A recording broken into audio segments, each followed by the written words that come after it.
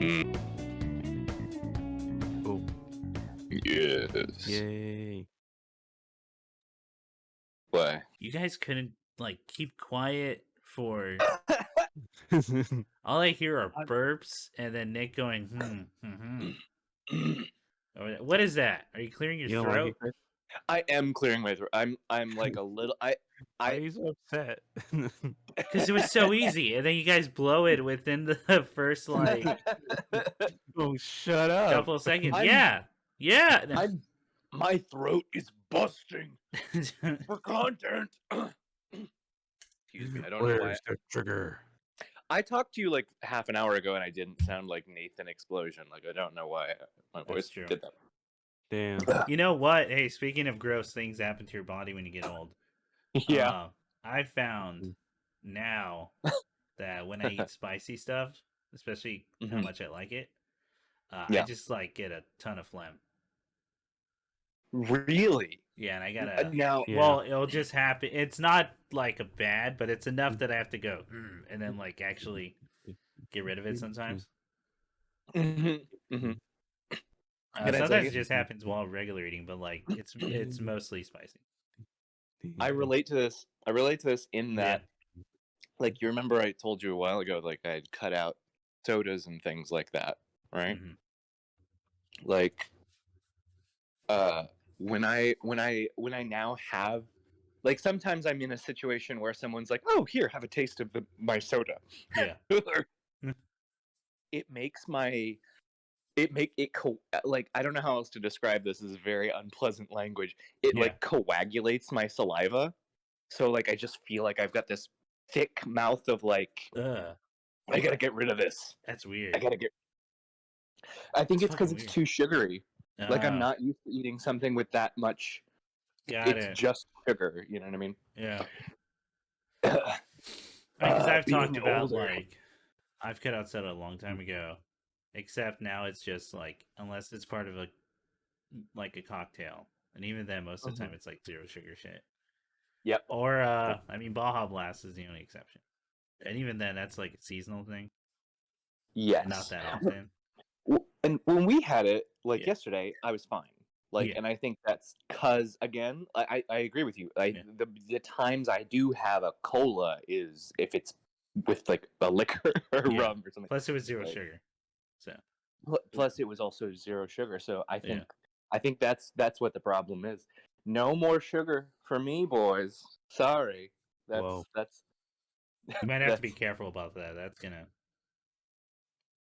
I know. It's gonna. just cutting it out because like that could actually be really bad. Yeah. Like Yeah. you'll need a little bit. Oh, I just need to I need to inoculate myself. Just like, oh, here's my once a month soda. Just Yeah, to here's like, because I mean it's always a balance, right? true. So like every now and then's fine, or just natural sugars that happen are fine. Well, yeah. Like I can eat apples and bananas and Yeah, I assume you mean like like candy and shit. yes. Yeah. Like I don't eat a lot of like sour belts anymore. Oh my god, I love a sour belt. I will say the one good thing about like only being able to buy trolley gummy worms, like regular gummy worms, Yeah. at like gas stations now, or only one gas station that I know Mm. of, is that I just don't eat it anymore because like Oh, okay. I don't go to that gas station. Okay. And then so candy's like a lot tougher to come by unless my sister's like has a bunch lying around. But even then, And I don't know. This may be even more unrelatable, but like I feel also like now that like I'm a grown up, I'm yeah, a big grown up man who's very mature. Like I think also like I'll sometimes have like a C's candy at like Christmas or Easter or Yeah. something like that, like a relative. It's delicious. And then it's like try and eat like a regular fucking Snickers after you eat one Yeah. of those. It's like, eh. Oh yeah, mostly that's because we live like in the U.S. and U.S. candy's fucking trash. Most of the time. Yes. If we lived in the UK, we would have Kinder Eggs. We would have Tim Tams, all the time. Tim Tams, Jammy Dodgers. Good God. Oh yeah. Although I did have Hawaiian dark chocolate about a couple months ago. It was like the best fucking candy I've ever had. In that long box, the one with the almonds and all that. No. Just a pure 100% square piece of dark Hawaiian chocolate. Came wrapped in like paper. Mhm. Oh fuck, dude! I should have bought more. I only bought one. I didn't know I'd like it that much. Because at first it's like it's bitter, it's dark chocolate, so you're like, okay, this isn't gonna become addictive or anything. Right. And kept eating it. I went, fuck, dude. There's no candy I can go get that tastes like this. You know, Mm-hmm. it's fucking bullshit. Hawaiian candy is like one of the only places in the U.S. where it's like, fuck yeah. Hawaiian I candy. mean, like, oh, this is a weird one. Do you guys remember, like, there used to be a chain of stores in California Yeah. called Hilo Hattie, where they would sell like they basically just sold like it was a variety store. They'd sold everything from clothes to furniture and Okay. but I used to go there for the macadamia dark chocolate candies from Hawaii. So good. Yeah. So oof. It's actual fucking sugar and all that. Yeah. Well, plus, Yeah, and like that kind of candy is actually like has a lot more health value. Because natural sugar has actual like vitamins and all this good stuff for you. That's milled out and like refined. yeah. Specifically, it's the molasses, right? That contains all that. Yes, that's why you should always. That's why doctors in the 1910s were like, "Yeah, you got to have your molasses." That's right. That's why I use dark brown sugar, the stuff with molasses in it for like cocktails and all that. Well, specifically bourbon stuff too. It tastes good. Oh yeah. But yeah. Good candy is hard to come by, so maybe that makes it easier. I think that should be the title. That should be the title we go for. Good candy's hard to come by. Because even Recess, which I have a soft spot for, is like, Oh, you know what? Peanut butter M&Ms I have a soft spot for. Oh yeah, I like I mean those are good and they're consistent. Well, I mean, like that's the other thing is like at least it's I've never opened up a Mars candy bar and been like, what? This one's just filled with sprockets and blood. Oh no! Yeah. It's very consistent. Oh man! But it's also why now, like, if I do go to a store where they import food, I'm probably gonna buy like a candy. One, it's cheaper, and then two, it's like that doesn't happen often though. I'm thinking of like if I go to like Daiso or something. So, speaking of Daiso, like that's the other thing is like so many. If you go out for candy outside the U.S. market, you get also just so much more. You're spoiled for choice. Oh yeah. Like, what is it? Like Kit Kat makes 40 varieties for Japan or something. Fucking crazy. Something wild. Like, I want a green tea or mochi or strawberry candy. Yeah. That sounds amazing. Kit Kats are awesome. Oh yeah. Oh yeah. I haven't eaten today, so I'm like really hungry. So we should probably get off. Off this topic. Yeah. Okay. But hey everybody, we did it. 7 years. How about that? How about Yay, that? Chris. Yay. Yeah. You did it, Chris. You're doing great. I know. Sorry if I'm low on energy. Woke up early. Didn't sleep too long. Plus, we did the big anniversary thing over the weekend. Yeah. If you guys did not catch it. Yeah. I was just gonna say, if you guys didn't catch it, it's out there. You can now go watch it. It's there on Twitch in the VODs, and then it'll be in highlights. We'll see with the music if I can put it on YouTube. Yeah, that might be tougher. Yeah. Did we ever get a hard answer on what that strike? I forgot to look it up. I should have done it yesterday, but I totally forgot. No worries. If I find out, I'll let you know. Okay. Because it wasn't a hard strike. It was just like it happened real quickly. Right. That kind of astonished me. But Mm-hmm. so it's got to be some Disney thing. I enjoyed it immensely, by the way, when we were doing the Frozen game, just because it was like a fun little experiment to see how long can I talk while having this song play in your ear, because we could hear it but they couldn't. Yeah. Just never. Isn't that movie like 10 years old now? Yeah.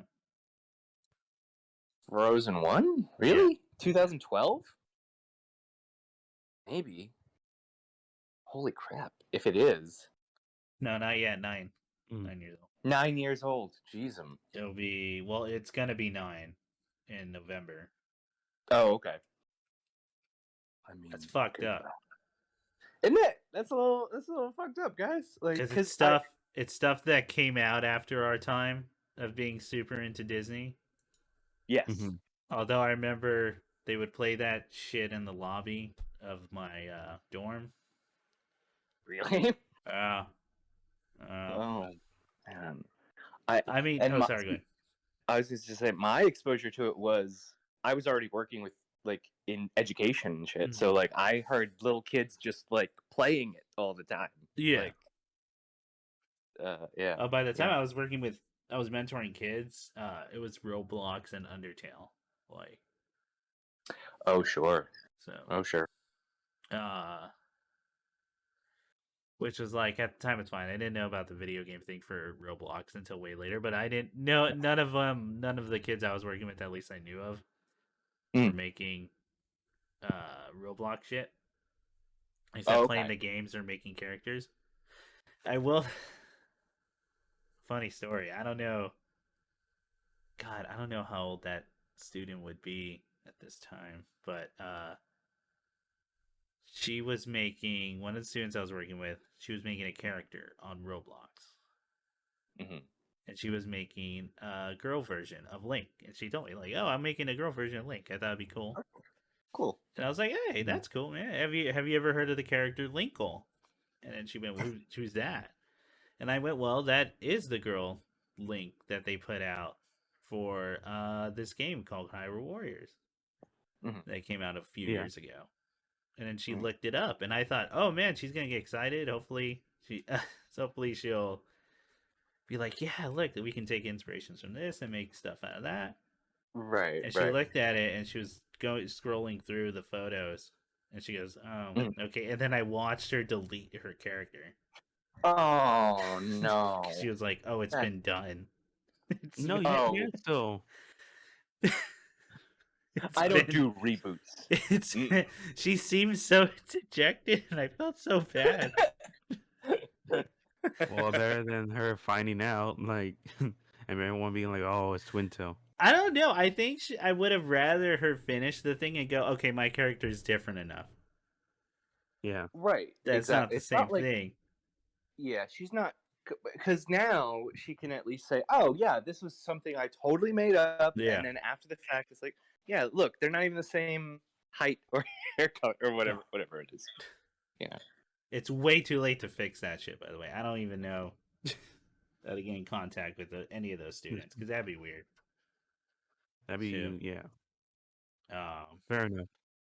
Yeah. Kids, huh? Hey. How about them? How do we get... anyway, the 7th anniversary of the... Yeah, Chris, remember that? Yeah, you remember that shit?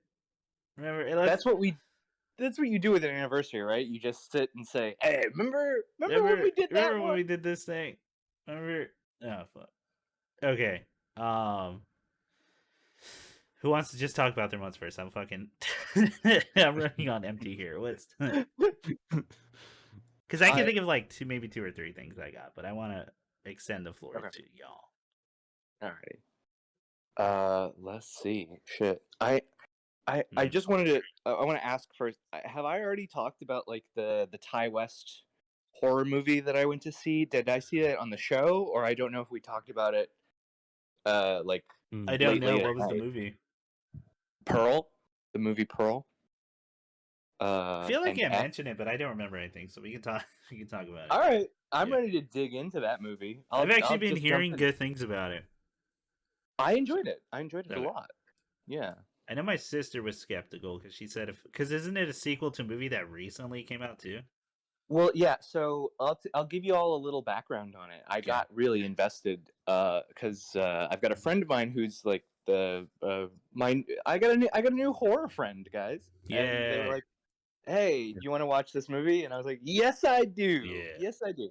Oh my god, yeah. I'm really making connections. I'm influencing people. I know. I gotta get like a disturbing movie friend. You guys want to go watch Funny Games with the English one or the original? Excuse me. I mean, I watched should I watch the English one? I've seen the original. I have the original. He said that the English is better. Really? That is what. No, when he says better. What metric is he using to say better? Like it slaps. Well, I don't have to read. No, because the director's the same guy. It's the same guy, and it's shot for shot almost the same, right? The only difference is that he used like well-known English-speaking actors. Oh, that's why it had a face. Yeah. Oh, but I like the couple. Like I like the actors in the original a lot. Same. The two kids feel like shitty teenagers and shitty privileged, like bored white teenagers, and they look the part. Well, that's who they're supposed to be. And that's what they are. That's the point of the movie. Motive. Yeah. And then the family feels real, like really real. Very real. Yeah. Yeah. Very Three-dimensional. Anyway, guys, if you haven't seen Funny Games is fun. Fucking love it. Watch Martyrs. It's about bad neighbors. Holy shit. Oh, wait. Have either of you guys were just saying you were interested in Barbarian, but you guys haven't seen I haven't seen Barbarian. I want to see Barbarian. I haven't got a chance, yeah. Same. I want to get to see it because, dudes, do you know who wrote Barbarian? No. Zach Kreger.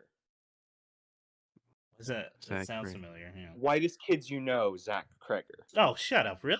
Hang on. Yes. Whoa. Holy shit. That's what he's doing? Yeah? The Gallon. I was wondering what he's been up to lately. That's awesome. Like, congrats, dude. Like, oh, well, he wrote Wrecked. It was apparently a TV show. Oh, okay. Wait, Wrecked as in based off of the found footage horror film? No. It's a series. It's a TV series. Television show. Oh, okay. It's Rise Darby. Okay. I'm just looking up his recent stuff because, like, what did I miss? Right. Yeah. Right. This took me totally by surprise that the guy who did the "it's fun to eat pussy again" joke is writing this really well loved horror film. Like, nice. Yeah. Congrats. That's so fucking weird. That's cool. Man, Zach Kreger looks like a weird, like a transitional 90s into 2000s, like teenager, just perpetually. Oh, like puka shells and frosted tips. You mean? Okay. Yeah, like he should be wearing that. That sounds right to me. That's how I picture him. Like he should be hosting a kids television show about extreme stuff. It's also educational. Oh, like he's gonna teach you about the Russian Federation, but also the aggro crag. That's fucking wild. I love his comedy. So like, okay, now I'm like even more. What? I even more want to watch it. Oh, sorry, Nick. What did you say? No, some of the best skits are with him. So it's really cool. Gallon of PCP. Yeah, some of the best stuff. About this here picture, I'll tell you a little bit about its background. Because I actually get what you mean, just because I too was like, how is a sequel coming out less than a year after the first movie? Yeah, that was what I was amazed to find out after. It's like that movie came out this year. Mm-hmm. The other one. Yeah. X. Yeah. So this is how I understand it. So X is largely shot in New Zealand. Okay. New Zealand stands in for Florida in this story. Yeah.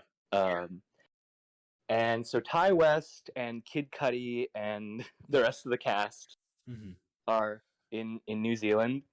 They're filming X, and quarantine begins. Okay.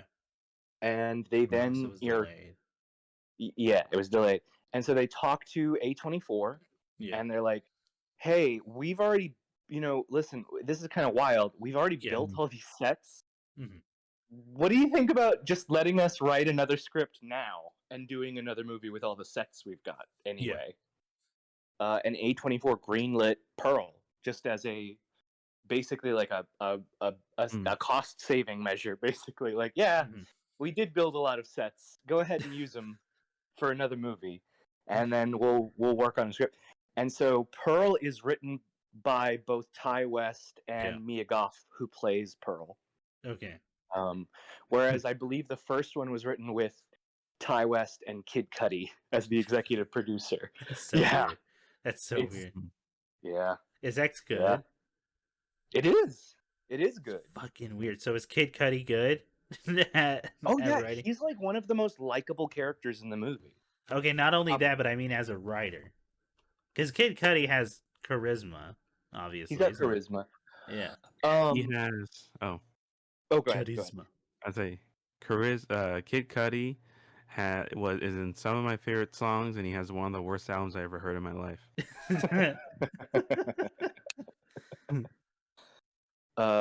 So you want to put him on blast? Which one? Go ahead. It sounds like you got a lot of things to think about with Kid Cudi. No, I'm good. It's all of them except that the one with Kanye West. That one's actually pretty good. Oh, okay. Wasn't that a long time ago too? Or... Yeah, it was like 2017. Oh, okay. That's way too late. Yeah. It's way too late. I'm not sold. No. That's post MAGA Kanye West. That's way too late. For that pre-shaving. Yeezy. That's pre-righteous. That's pre-presidential campaign. Oh, yeah. Fuck, that's true. That was probably the most elaborate PR stunt for his album I've ever seen. Yeah, was it though? I a lot of the times I feel like he's just doing it and then going with it. Yeah, no, that's the joke. Oh yeah. Because people just assume it's all like a PR stunt, and like, no, he believes. Yeah, because I've heard that a lot too. Let's put a pin in this because I've got to talk about Kanye really quick. Like, I don't think he's doing a bit though. Like, I do genuinely believe, like, when he says that wildin' shit he says, I think he means it. I don't think he's doing like. Think he's means it. Oh my god. Yeah. He wouldn't lie. Why would Kanye lie? What did he lie? Easy only tells the truth. I agree.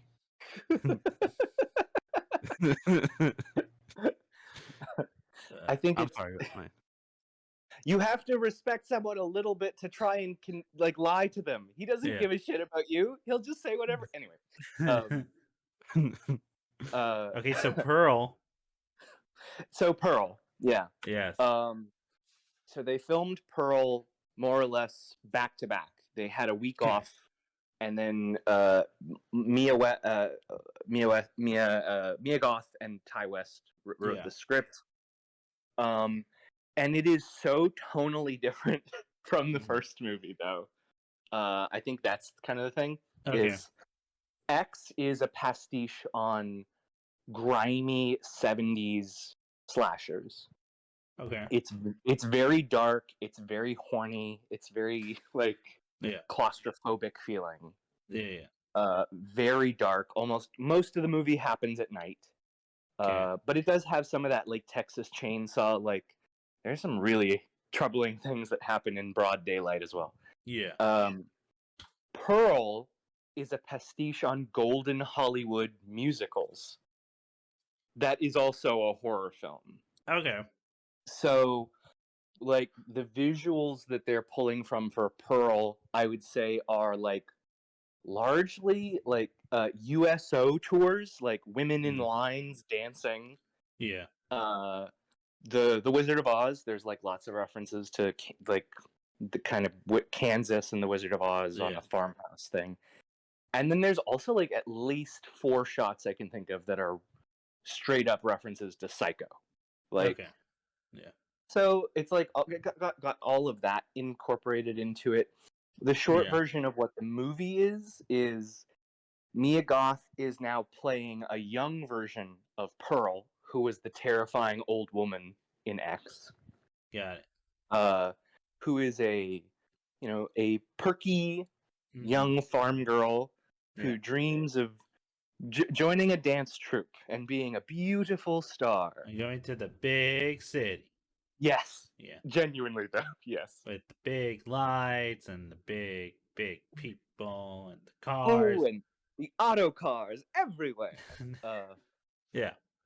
And she's the daughter of 2 German immigrants. Got it. And they make it clear, like, I don't know. Here's some of the stuff I liked about the movie then. So they make it clear that Pearl as a character is very isolated.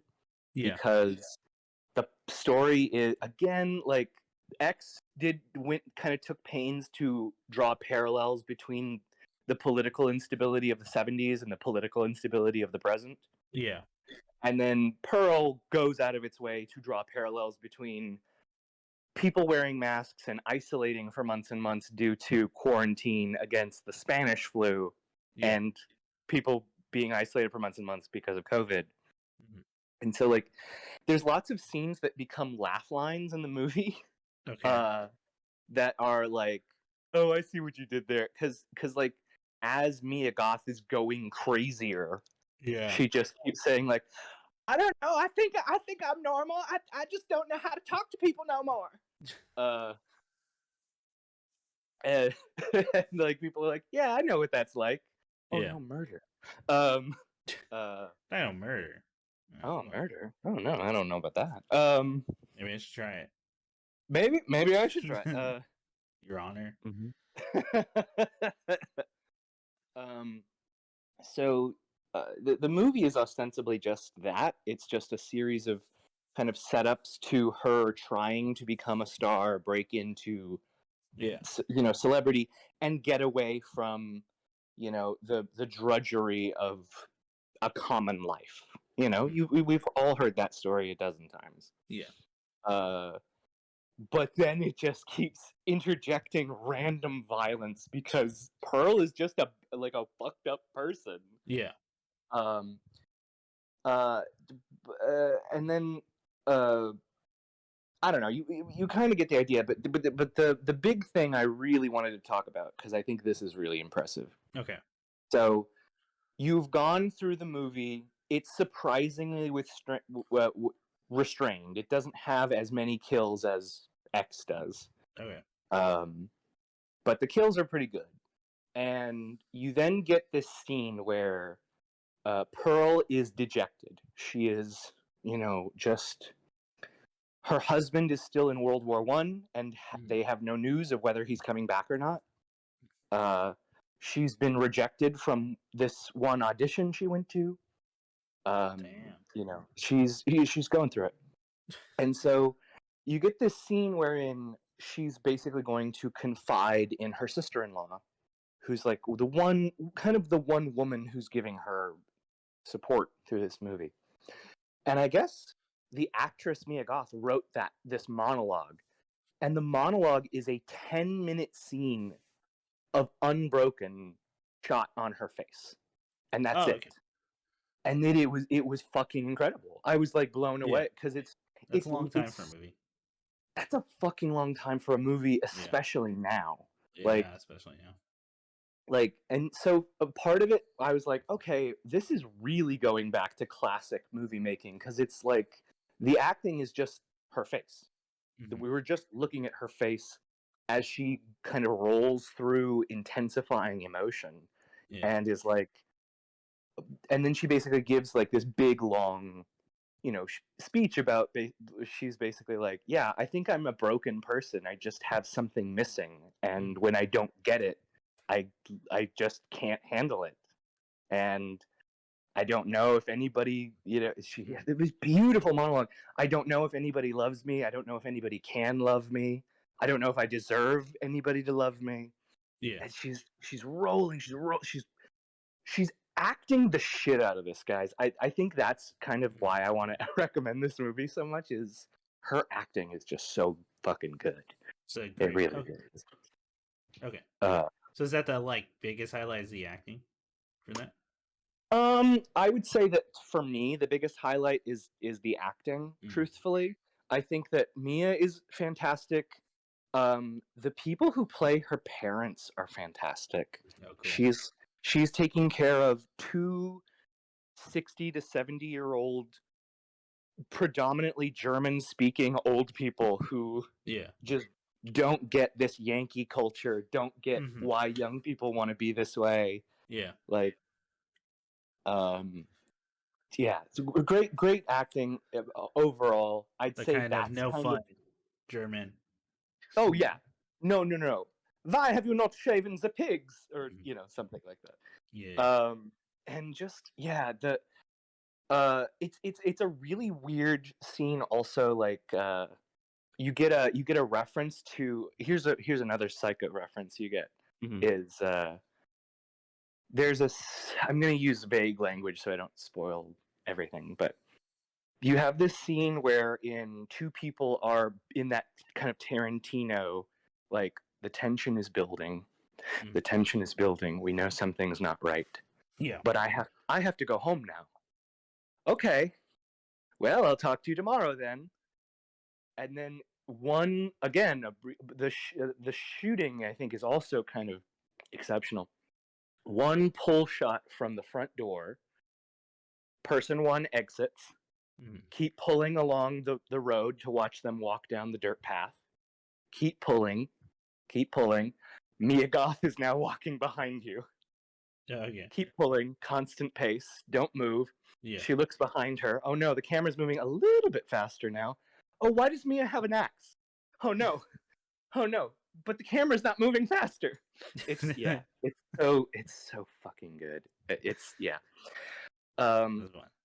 I'll add on to the end here that both X and Pearl apparently made so much of their budget back. They did really well. Yeah. That in the first week of Pearl's release, A24 greenlit a third movie to finish a trilogy. What's the third movie even going to be about? It's going to be called Maxine, who is the girl who's the final girl from X. Okay. And it's about the porn industry in Los Angeles in 1986. Oh. Okay. She's a porn actress. I mean, it's going to be a horror movie, probably. Yeah. Other than that, I don't know exactly what's going to happen. But Maxine, what? Because the first thing that comes to my head, right? Because it's been done so much in horror, not specifically big horror movies, but smaller things where it's the porn to snuff pipeline. Oh yeah, which maybe. Isn't real most of the time. It's the sad truth is more drug use. Yes. Rather than snuff films, because I don't know. There's a whole history lesson you can go into on where snuff films actually come from, but yeah, if they even existed before people started talking about them. But I think you and I watched that where they were essentially the rumor propagated the real thing. In a certain sense. Whereas the movie snuff film, which is where it came from, it was to talk about just violence in movies and the shit you could actually get away with. Yeah. In a movie theater, and just, hey, you can show people this thing, so we gotta do something about it. And then they didn't, but whatever. Yeah. It's interesting. Okay, we'll see where they actually take that. It's just a possibility, and that's kind of uninspired. But maybe that's, I'm assuming, a lot on that notion. Yeah, when it was just fucking announced. So it was just announced, and I will say this, like, whatever it is, I will assume that it's going to also be a pastiche. Like, X is a pastiche on 70s slashers. Yeah. Pearl is a pastiche on glamour of the golden age and kind of a psychological thriller, more so than a slasher. Yeah. So, I mean, 80s, but 80s horror is just chock-a-block full of like wild stuff. Maybe it's gonna be like Society. Should be Society. Yeah, maybe. What if Mia Goth gets fucked into a big meat puddle? Like, just that's the thing too about like when referencing, because we've been talking about the 80s for 40 fucking years now. Yes. So like, and it's always the big stuff that's done. So maybe hopefully weirder movies. Yeah. The experimental shit they'll talk about. 70s horror is now getting a resurgence. Big time, which it deserves. Because there's a lot of like really trying out stuff. What about? Because I want new shit, but like if we're gonna reference stuff, let's do old black and white, like horror films that barely have a plot, and it's just I'm thinking of like Haxan, right? Stuff where it's just Satan, and that's the evil. It's the fear of God. Just in it. I liked. Well, here's the thing: in the 70s and 80s, a lot of people haven't referenced that I'd love to see is you call it I call it portfolio films. Okay. There's movies like I think they called it Equinox or of the Monsters or something, but like it's like fans who subscribe to Fangoria got together $7,000, and they basically were like, I don't have a plot, but I just want an excuse to do a bunch of cool effects back to back, just to make it real. Yeah. Exactly. It's barely a movie. It's it's the Scooby Gang going through Death Valley, and then I was like, ooh, a big spooky octopus in claymation. Oh, you know, that kind of thing. Yeah. Just cool shit to throw on. Cool shit. Yeah. At least they can admit it, right? Where it's a bunch of amateur stuff. Like, we don't got it. It's just a cool idea that will work maybe 5 minutes, 5 to 10 minutes. Oh yeah, exactly. Like the like people emulating that Ray Harryhausen, like, well, I figured out how to shoot them at this side of the screen, and then I put the claymation on this side, and it looks like a Cyclops or whatever, you know? Yeah. But yeah, guys, I think it's doing really well. I would recommend go out and to everybody listening, go out and watch Pearl. X is on VOD right now, so you can catch it at home. I like them. I like them both. They're clearly made by people who give a massive shit about movies. So I like that. Yeah, I might check them out. When you get time. Okay. Sounds fun. What else? Or Nick, any comment? Or I realized. Well, no, I was letting Ian speak. Like, I just want to know about the movie. Why though? Why? Yes. Why haven't you interrupted me yet? What? I don't know. I'll check it out. I haven't seen it. I can't judge. It sounds cool. I hope it's good when I watch it. You have to, Nick. You have to stop Ian. He'll just keep going. And like, you got to create little points to anchor. Also, it's kind of fun to throw him off the trail. Oh, because I will immediately chase down every sidetrack. Don't you just got to put a rabbit on the side of the road and then see if he. That's so mean. I'm sorry.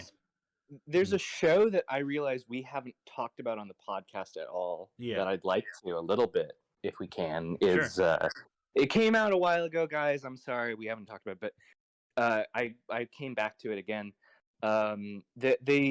Amazon has greenlit another 2 series of Kids in the Hall. Oh, I still haven't seen it. Oh no! Oh man! No, I got it. You got it, guys. Nick, have you seen it? No. Well, you guys like old Kids in the Hall, right? You guys are familiar. Yeah. Okay. My only thing with Kids in the Hall, right, and I think looking back, maybe I'll appreciate even more now, is there's definitely skits that I like a lot. Yes. And then there's ones I'm like, it's okay. I'm not. Yes. Because they made so many too for like. Oh yeah. The TV thing.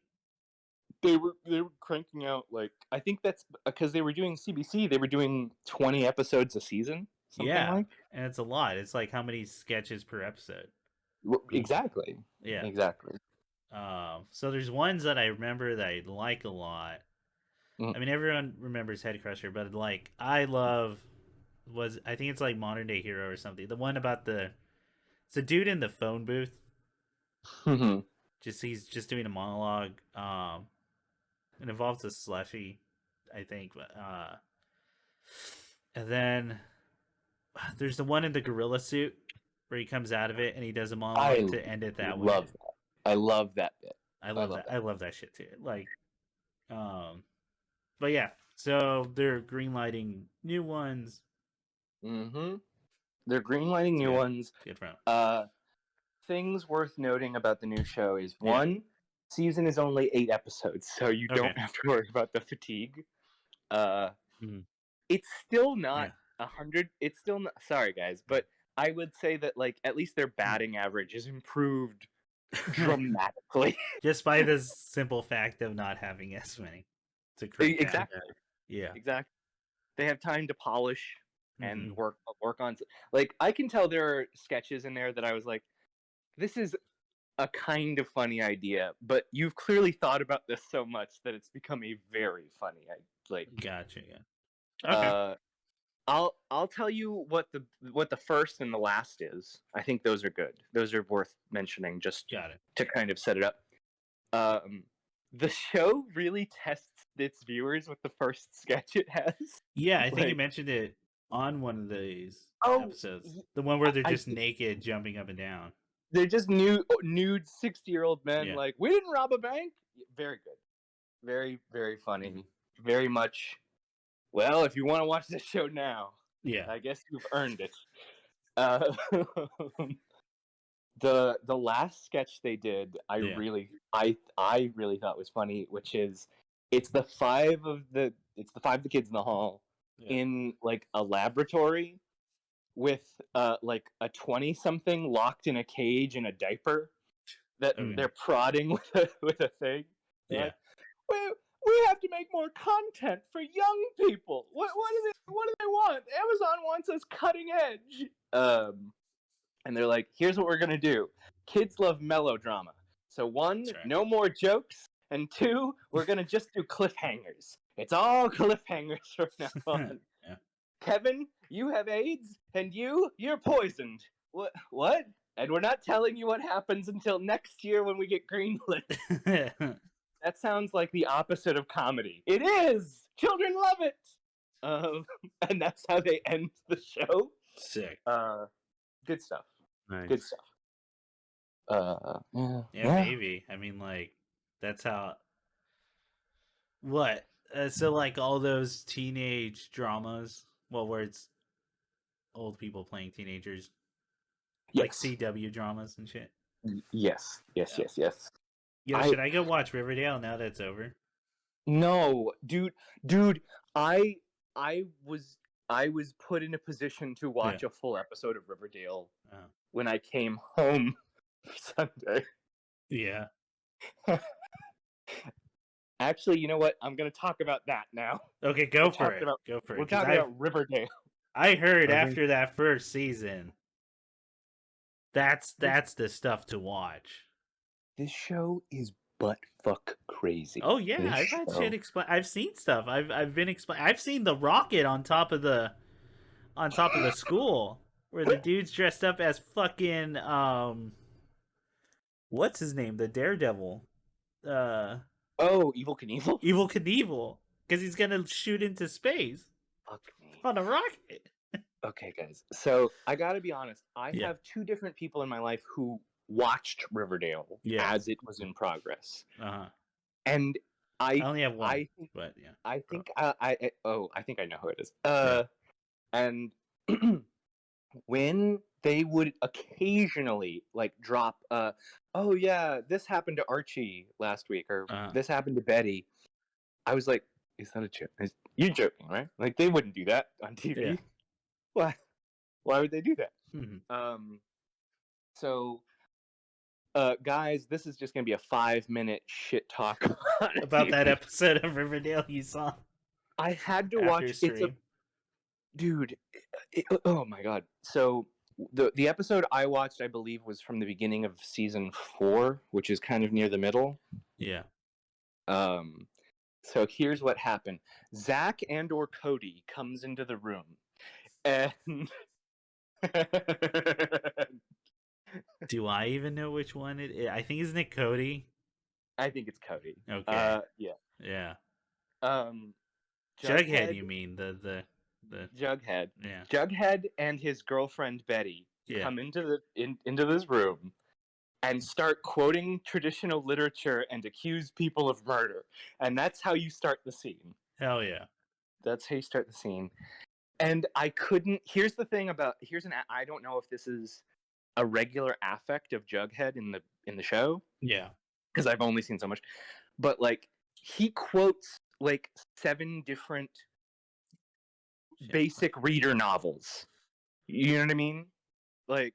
Yeah. Like, oh yeah, this is just like Lord of the Flies. Da, da, da, da, da. It has to be the shit high schoolers have read. Read. Exactly. Yeah. Exactly. So that it can't actually be a deep cut. Oh, this is like After Dark by Haruki Murakami. Oh, well, that'd be an interesting. It's the fact that he reads that makes it a deep cut. Yeah. Yeah. Exactly. Yeah. All right, go. Yeah. So he does that, and then So I then had to have it explained, the context of what's going on. Yeah. So Jughead and Betty accuse a classroom of conspiring to murder him with their teacher. Okay. And then lock them in the classroom until they have eliminated this. It's a locked room mystery. Yeah.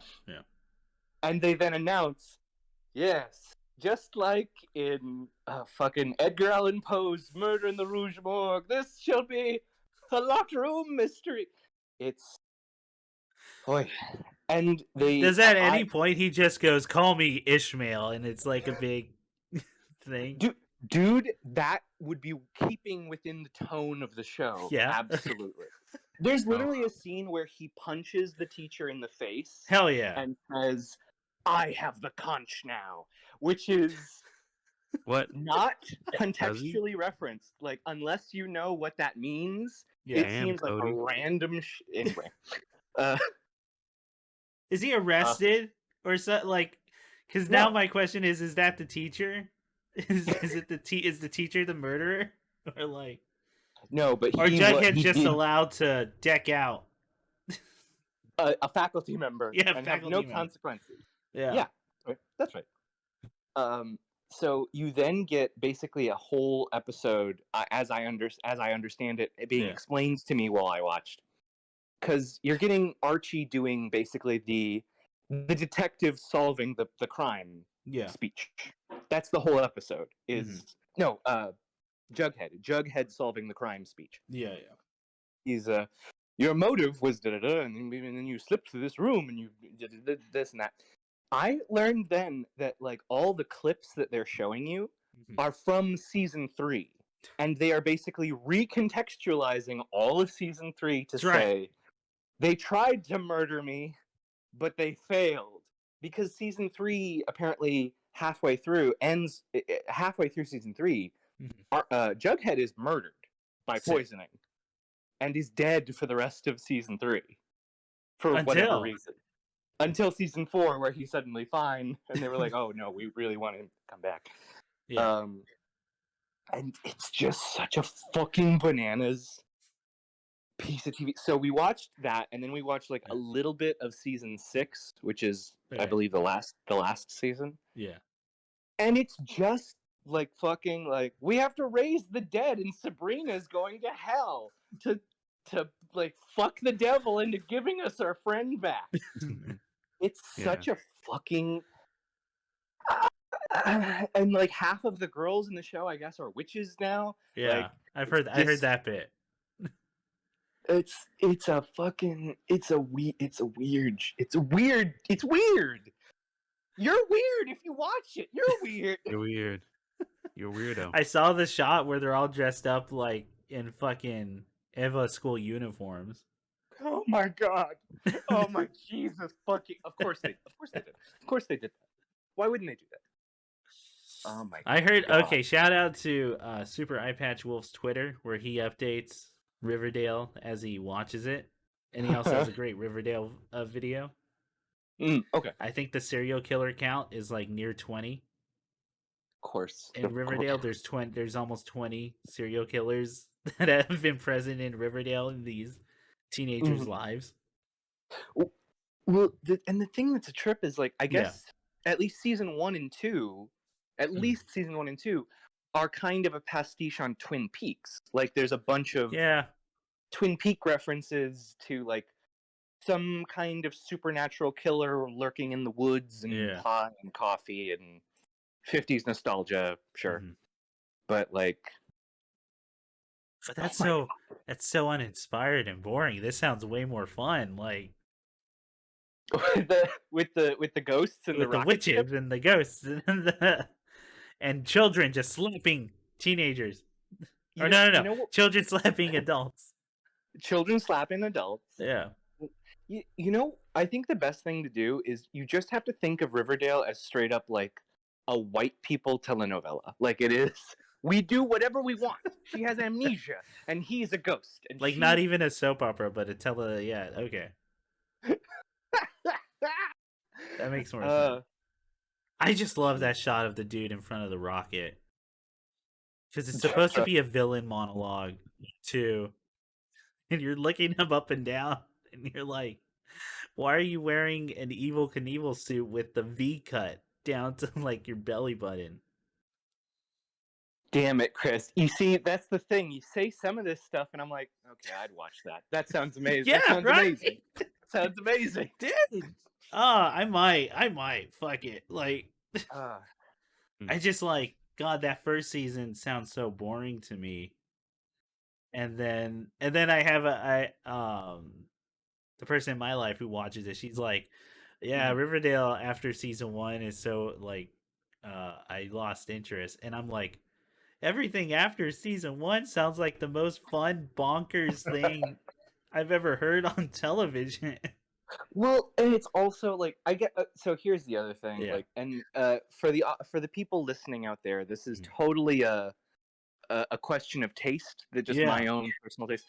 I did watch the pilot, like the first episode of Riverdale back in the day, and like the degree to which the plot in the pilot at least revolved around like 15, 16-year-old Archie having a very sexual relationship with Mrs. Grundy. I was like, this is weird. This is fucking weird, guys. I don't. This is fucking like, but I think you have to go into it with exactly what you said, like the mentality of, no, these are very clearly supposed to be adults playing teens. Nobody's for a minute treating any of these teenagers like children. Yeah. And no scene.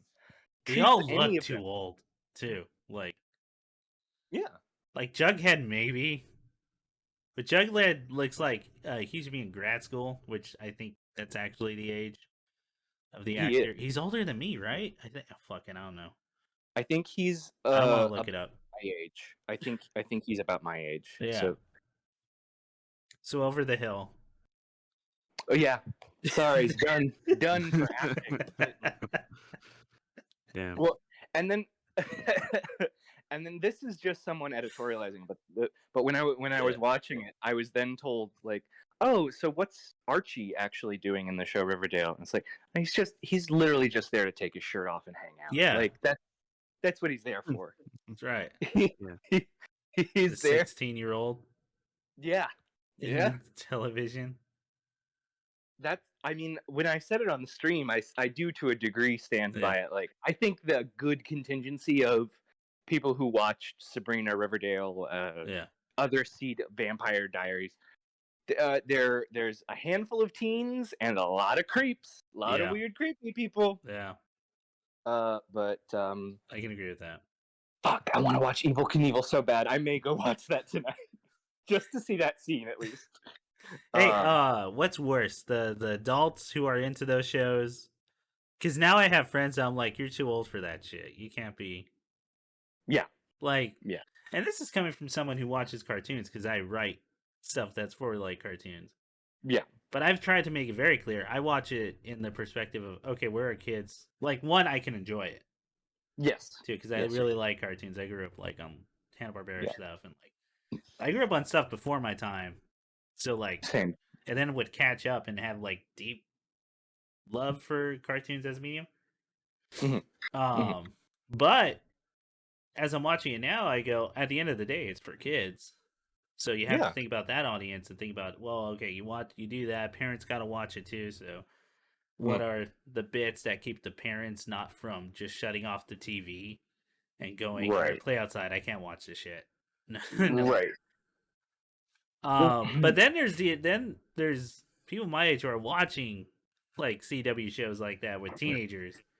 Yeah. I go, fuck, dude, you're almost 30, man. That's weird. This would be my biggest. Do you? I hope not. I fucking hope not. Well, so here's a note that I heard from someone else, but I will repeat it, and I absolutely agree. Which is all the shit I said about Jughead earlier about him just kind of saying random shit that like teenagers think, oh, that means you're smart. You did all the reading beforehand. That means you're big smart. Big smarty. You can recite the line. You do it. You did it. Did it. He knows memorize lines. He knows how Lord of the Flies ends. Yeah. Wow. You're a good actor. You just remember the lines, right? So like, you know. I do think that there is a degree of like what the kids are getting out of it. Well, at least the teens who are watching Vampire Diaries, Riverdale, all that. What they are getting out of it is the kind of wish fulfillment of being the most important and most intelligent character in a scene. Like, and teenagers fucking love that shit. Yes, exactly. Absolutely. I now have power. Yeah. You know, so you guys didn't know, but all along I was a wizard, and I got. Teenagers love that shit. So to adults who are watching that, let me just say, really look at what you're getting out of it, because if it's like, if you feel that disempowered that you feel like you're 16 still, and you're like, yeah, what if I had read fucking Slaughterhouse 5 and like I was really clever, like, honey, like you need to stop watching this stuff. This is not good for you. It's not good for you. Granted, one could argue for the shows we all like and TV things. The running idea is that the world is crazy and shit happens to you, and you just got to kind of react to it. Yep. And try to live. And that says a lot. I mean, yeah, that does say a lot about what I feel all the time. Yeah. But I feel like, again, one could argue that since I'm biased, since that is my view, but I find that way more relatable than. Well, yeah, not to be a dick or nothing, but like I know what it's like to like say something helpful or intelligent in a situation. I don't have to like quote a book but like I do constantly live in a situation where I feel like the world is chaotic, random, and kind of like you just got to roll with it. Like yeah. How about you, Nick? I know you love a Vampire Diaries castle. Oh fucking. What is it? What's the fucking Supernatural? Supernatural. You fucking love that shit. And I love Supernatural. You watch CW.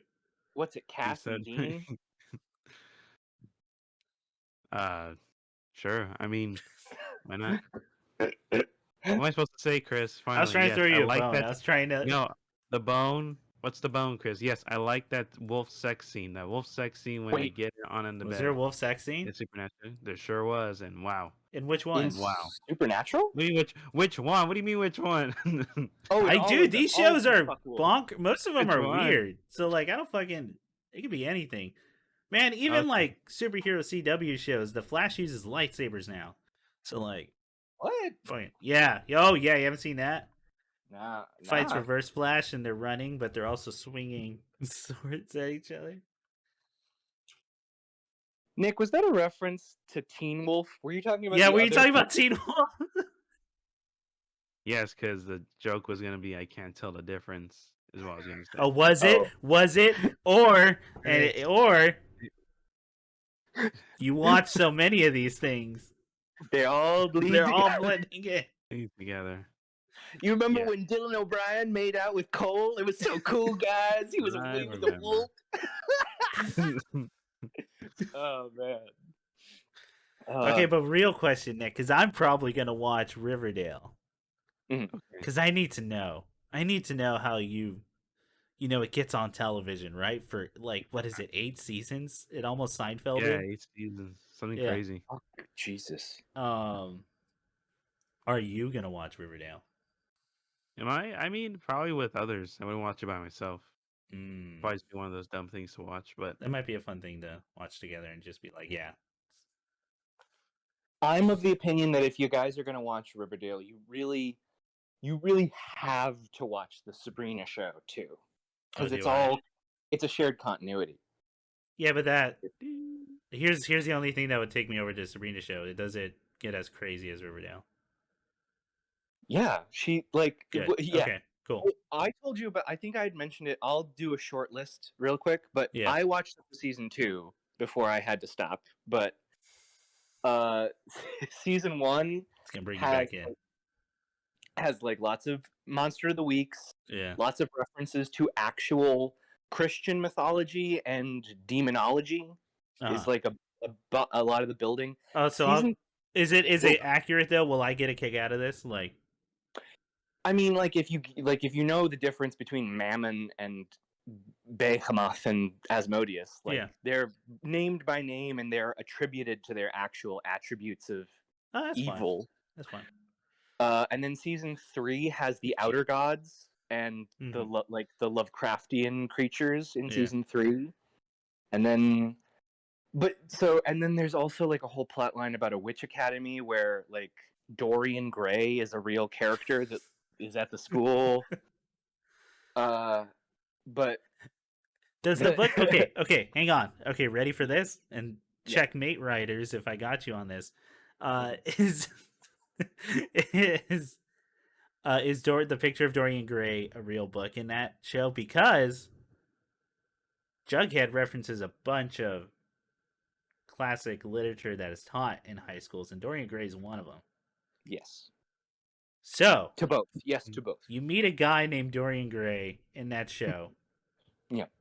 What is preventing you from just going up and finding wherever attic you find him in, dude, and just burning the picture?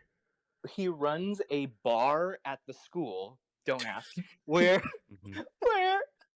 Wait, how old are they? Where? Runs a bar at the school. Where? Sorry, he runs a bar at the school. Okay. And over the bar area is a portrait that is looking uglier and uglier every day. Oh, so it's not even he has to look at it, which is the story. He seems unfucking bothered by it. He's just like hot and hitting on high school students. That's his role in the show. Wait, so they are in high school and there's a fucking bar? Yeah, that's right. What's the bar serve? Alcohol. Alcohol. They're witches. There's no rules. They're witches and witches. Oh, okay. Yeah, okay, fine. Witches get to do whatever they want. Well, so here's the two things that it comes back to my other discomfort with Riverdale in particular. Yeah. So Sabrina starts dating this very attractive actor in season 2 who is 23. I checked. And Wait, the actor's 23 or the character's 23? The actor is 23. Actor is 23. Got it. The character is 15, I think, or something. Okay. But like the show has so many instances of these really weird. So, for example, the end of season 1 is Sabrina has to swear fealty to Lucifer so that she can gain her Wiccan power. By signing blood in the Book of the Damned. Yeah. Old school style.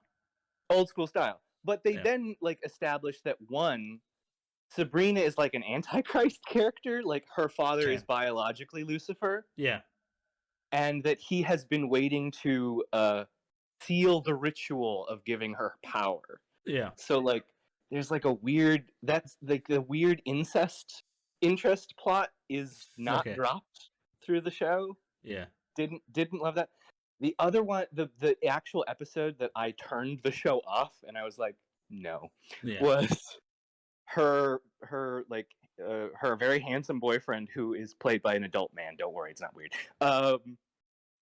Wait, how old is the actor for Sabrina? She, I think, is 20, 21, 22. Okay.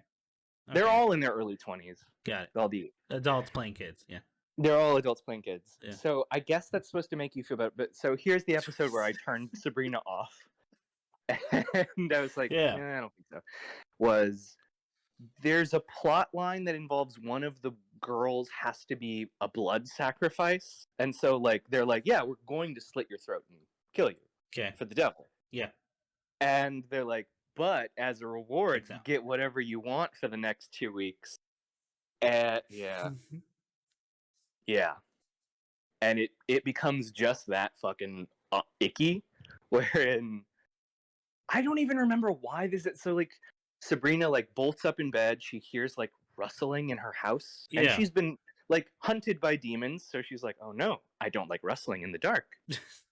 And then she sees her like the boy that she has a crush on in her house nude.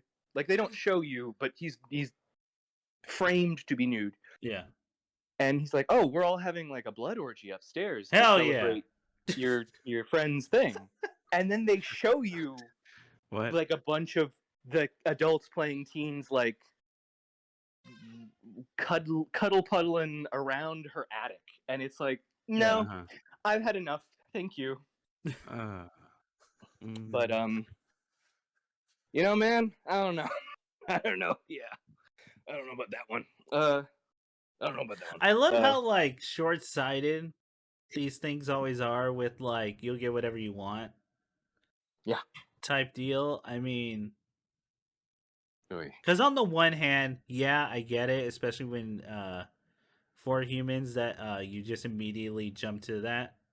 Sure. Like you thinking with your for the euphemism, thinking with your dick or whatever, and then like but what it's just fucking. I guess it's a classic genie thing, right? Yeah. It's more wishes, power, more not to die, maybe. Not die. What about wishing that? Yeah. Or like money, because money is power, so you can make it power. a tangible thing, so it's not weird. I want to run a bar where I watch my painting get uglier. What about that for a wish? Why don't they just burn the fucking? I'm just gonna assume they're not red. Wait, what? I'm just gonna assume all the kids are not red, like they don't read. Oh yeah, none of them are literate. Yeah, these children are literate. What if the show turns into that? Someone actually struggling with the fact that I have a hard time reading. Just fucking. Dude, that would derail the show so much. I would love it. I would love it if the plot line was just Harvey Kinkle doesn't know how to read. It's really sad. It's really sad. He really just needs some they're support. The smartest and they're the bestest and they have powers and everything is going for them. Mm-hmm. That's right. You know, they should do an episode where they meet other kids who are like that. I mean, that they do. Like that's why I said the Riverdale. Yeah. Well, because they do a lot of crossover shit in the last 2 seasons. I understand, like a lot. So, to the point that Jughead is possessed by the spirit of Harvey Kinkle for like. I heard about that. He's like possessed or something. Yeah. Yeah, so he's technically supposed to be playing Harvey for like half the season. Yeah. Whatever. Yeah, whatever. I might watch these. All right. Not the Sabrina one. I'll watch the Riverdale one. The Sabrina maybe. Because you're right. That scene does sound icky to me. That was icky. Yeah. Don't like that. Yeah. So guys, I'll wrap it up unless y'all have any other thoughts on that topic. Nick? Not me. What? What? Do you have any other thoughts? I was just asking a question, huh? No, I'm good. I mean, cool. Then everything's cool. Chris, I'll say funny next time. I promise. Everything's fine. I'll be a funny you want to add on to. I have no problems. Everything's peachy. No, guys, I hate it when you fight. No, we're not fighting. We're having a discussion. That's just what Dad just. Anyway, having a very loud conversation. Yeah, we're having a very steady, adult, polite discussion on Riverdale. Like adults do. Maybe curt, but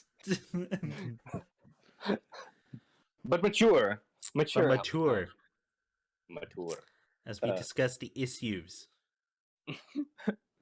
And I'll just throw out one book before I pass it over to you guys real quick. Mm-hmm. I didn't get to talk about this. I actually finished a book and I started a book, so I'll talk about those really fast. Adam Caesar has just released a sequel to Clown in a Cornfield. Oh, I think you were mentioning you were going to read that. I loved it, dude. It's so good. Fuck, I might have to read him. I like it so much. I recently found out he actually has 2 books that he published earlier the decade.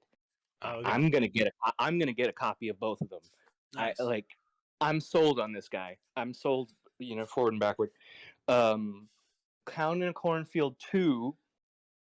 Kind of just does. Still clowning around. I think actually it does have a subtitle. It's Clown in a Cornfield 2, Friendo Lives, which is the name of the clown. Yeah, I pieced that together. What if it was the name of the child? I'm like Jughead, I read. What if it was the name of the kid? What if it was the name of the kid? Friendo Lives. Oh, shit. Shit. He died in the last, but what the fuck? Yeah, I think that the book does a lot of the thing. Like, it honestly, think of your favorite slasher sequels. Okay. What's on your list? What's the top, both of you guys? What's your favorite slasher sequel? Is it Halloween 3?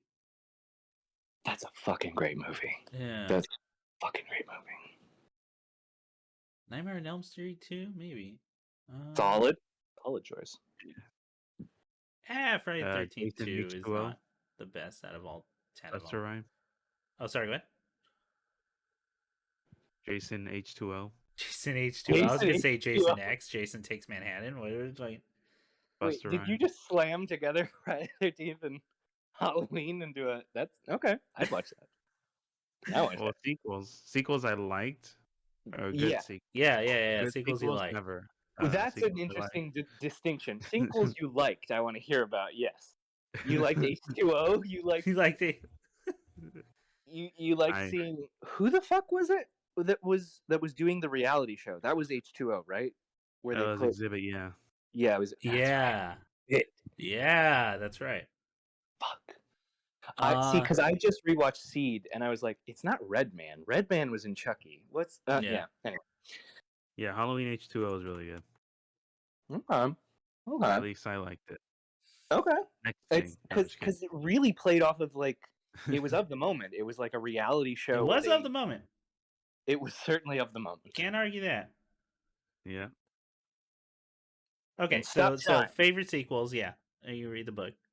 So I would just say that I think the book does a lot of the things that you see in a good slasher sequel, being, for one thing, everybody is now. Most people are. I think the best comparison I have is Scream 2, where it's like, okay, that's a good one. Okay, so everybody is emotionally damaged. Yeah, Everyone's having a bad time, mm-hmm. and is traumatized. But as a result of that, they're actually surprisingly prepared for when shit goes bad now. Oh, that's good. So yeah, that's cool. I like that. Yeah. That's fun. I loved. I don't want to spoil anything. This is all from the first chapter. I'll say. Mm-hmm. I liked that Clown in a Cornfield 2 felt like it could take on even more of the time kind of stuff. Yeah. Like you said, just because the book basically starts out with there is now an internet community who is convinced that the massacre that happened in the first book was a false flag attack to try and trick people. Great. And people are doxing the victims of the crime, claiming that they're, you're crisis actors, you're trying to take our rights away, that kind of thing. And I was like, well, shit, man, this feels real, certainly. That's rough, buddy. This isn't fun anymore. It didn't work. Yeah. But that's cool. It makes a really interesting dynamic in the sense that it's because I think even back in like Scream 2, people were at least back in the 90s, people were at least empathetic to Neve Campbell's character, right? Yeah. Like people were like, oh shit, she went through a lot, da da da da. Whereas because of the way things are at this moment, so in this book, she really doesn't know if she can even talk about it with people because she doesn't know if they're going to be like angry or try and pull a gun on her and call her like an agent of the government or whatever, and so it added this new level of tension where, okay, she has been training to fight off an assailant, a serial killer. Mm-hmm. You can't fight off a mob of like delusional people from the internet. And they really build that storyline out in a really interesting way. Okay. I loved that. And then I mean, I guess in essence, the book continues to build off of the ideas in the first book while keeping it modern by just saying like, yeah, if you're shitty and you got a lot of money, you could probably do what you want. Probably could get away with a lot of it. So Clown in a Cornfield 2, I think is like actually really strong writing. Highly recommend the book. Yes. Got it. Yeah, okay. yeah. No, I've it's on the list. So nice. And then I'll just throw out a mention here. I'm about halfway through a book called Illustrato by Miguel Sahuco, I believe is how you pronounce his last name. It was nominated for. It won. Forgive me. It won the Man Asian Literary Prize of 2008. Oh, good for it. It's a really good book. It's really dense. It's very slow going to absorb all the stuff in here. Yeah. But it feels like you're so everybody, you won't be surprised to learn this. It's essentially a novelist trying to solve a murder in the Philippines. So he leaves NYC and he goes back to Manila to try and solve the murder of another author. And the book feels very much like you are just leafing through a writer's desk of like documents related to the crime, documents related to the biography of himself and the other writer. That's super fun. I like it. I like those. Yeah, it's a really good read. Yeah. I enjoyed it a whole lot. I would definitely I definitely recommend it. I still haven't finished it yet, but like I'm a sucker for people who can grab pieces of real history and weave them into the book. Okay. And this book has so many good references to America and the Philippines from like the 40s to the present. Really strong writing voice. But yeah, That's a recommend so far for me. I do enjoy it a lot. Right on. Yeah. But I'd say that'll be the month for me, guys. If Right Nick, you want to jump Nick. on in and tell us what's up. What's crack-a-lackin'? Oh no. Fascinating. Oh, great. Oh, sorry. Chris. Yes. Wait. Yeah. Wait, you first or No, you. No, you. me? Yeah. Me. Yeah, your name's Nick. No, Yeah. I think. I thought. Shit. Have you been? Hang on. Have you been getting that? You haven't told us. I'm so sorry. It's pronounced Nike. I've been Nike this whole yeah, time. it's Nike all the time. It's Nicorino. You Nicorino. guys never ask. All you do is ask me how my day is and scream about the show.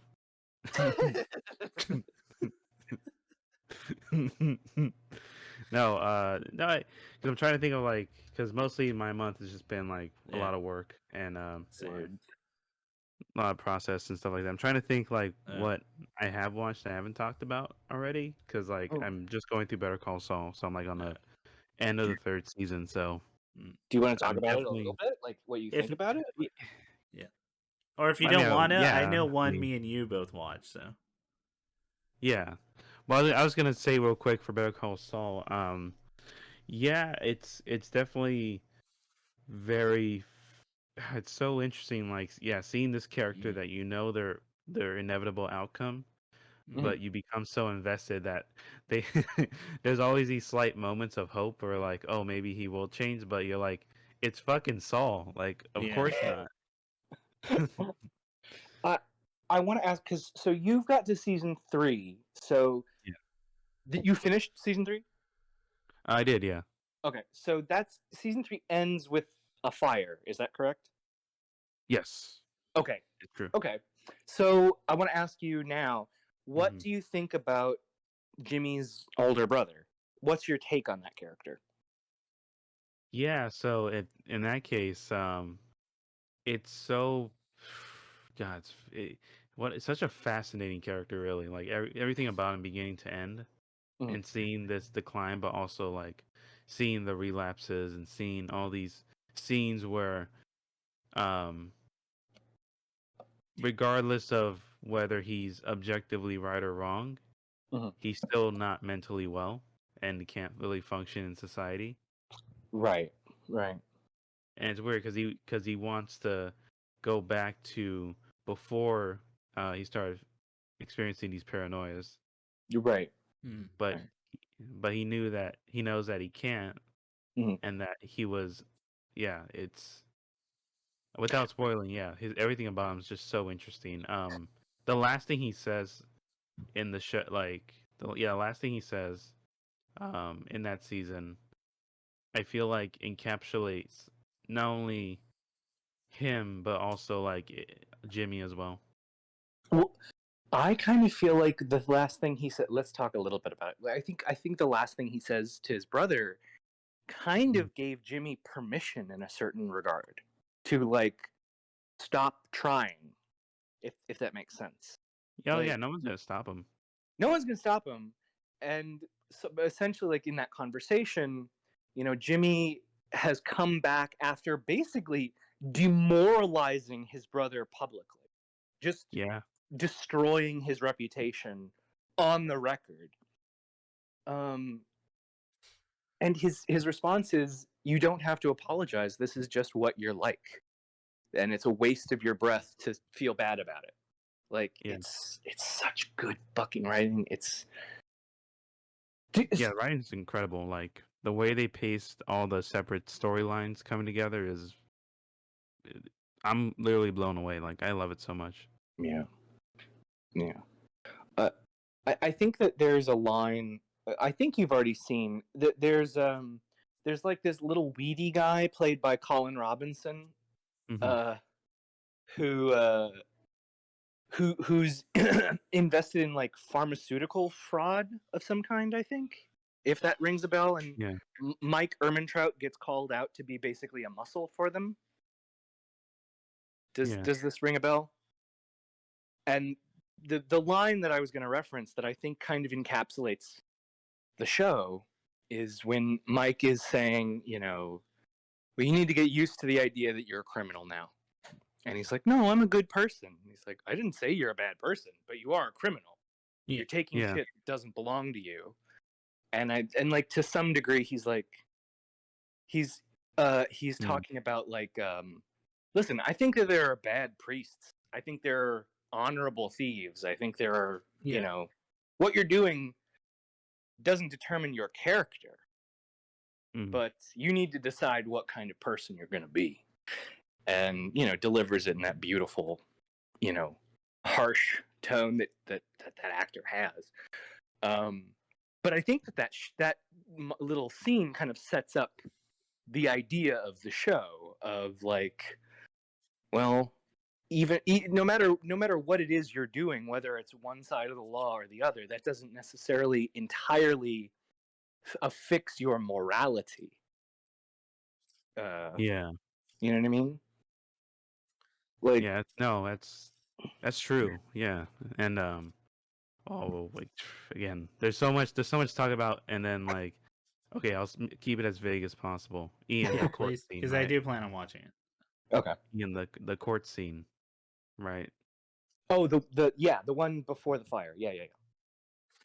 Everything about it, there's so many layers that happens like in the span of like 2 episodes. It was insane. Yeah. The fact that, sorry, excuse me, the fact that like Jimmy's whole bit is that he is a showman, and that he's going to like subvert your expectations on the courtroom is kind of like a staple of that character. Yeah. So, but somehow, even in that particular trial you're talking about, the big prestige moment, the big twist, I was like, fucking holy shit! Wow, this is brutal. This is brutal, like, because there's a degree to which that person on the stand, you just get the shot of them realizing, I'm fucked. I've just lost. I have just signed my death. I have ruined and the look of like you get that transition of smugness to pity to I'm fucked. Like the transition of those actors in that scene. It's something that I think people should study. It really like Chris, you got to watch it. It's really good. No, yeah, it's on the thing. Yeah. I do plan on doing it.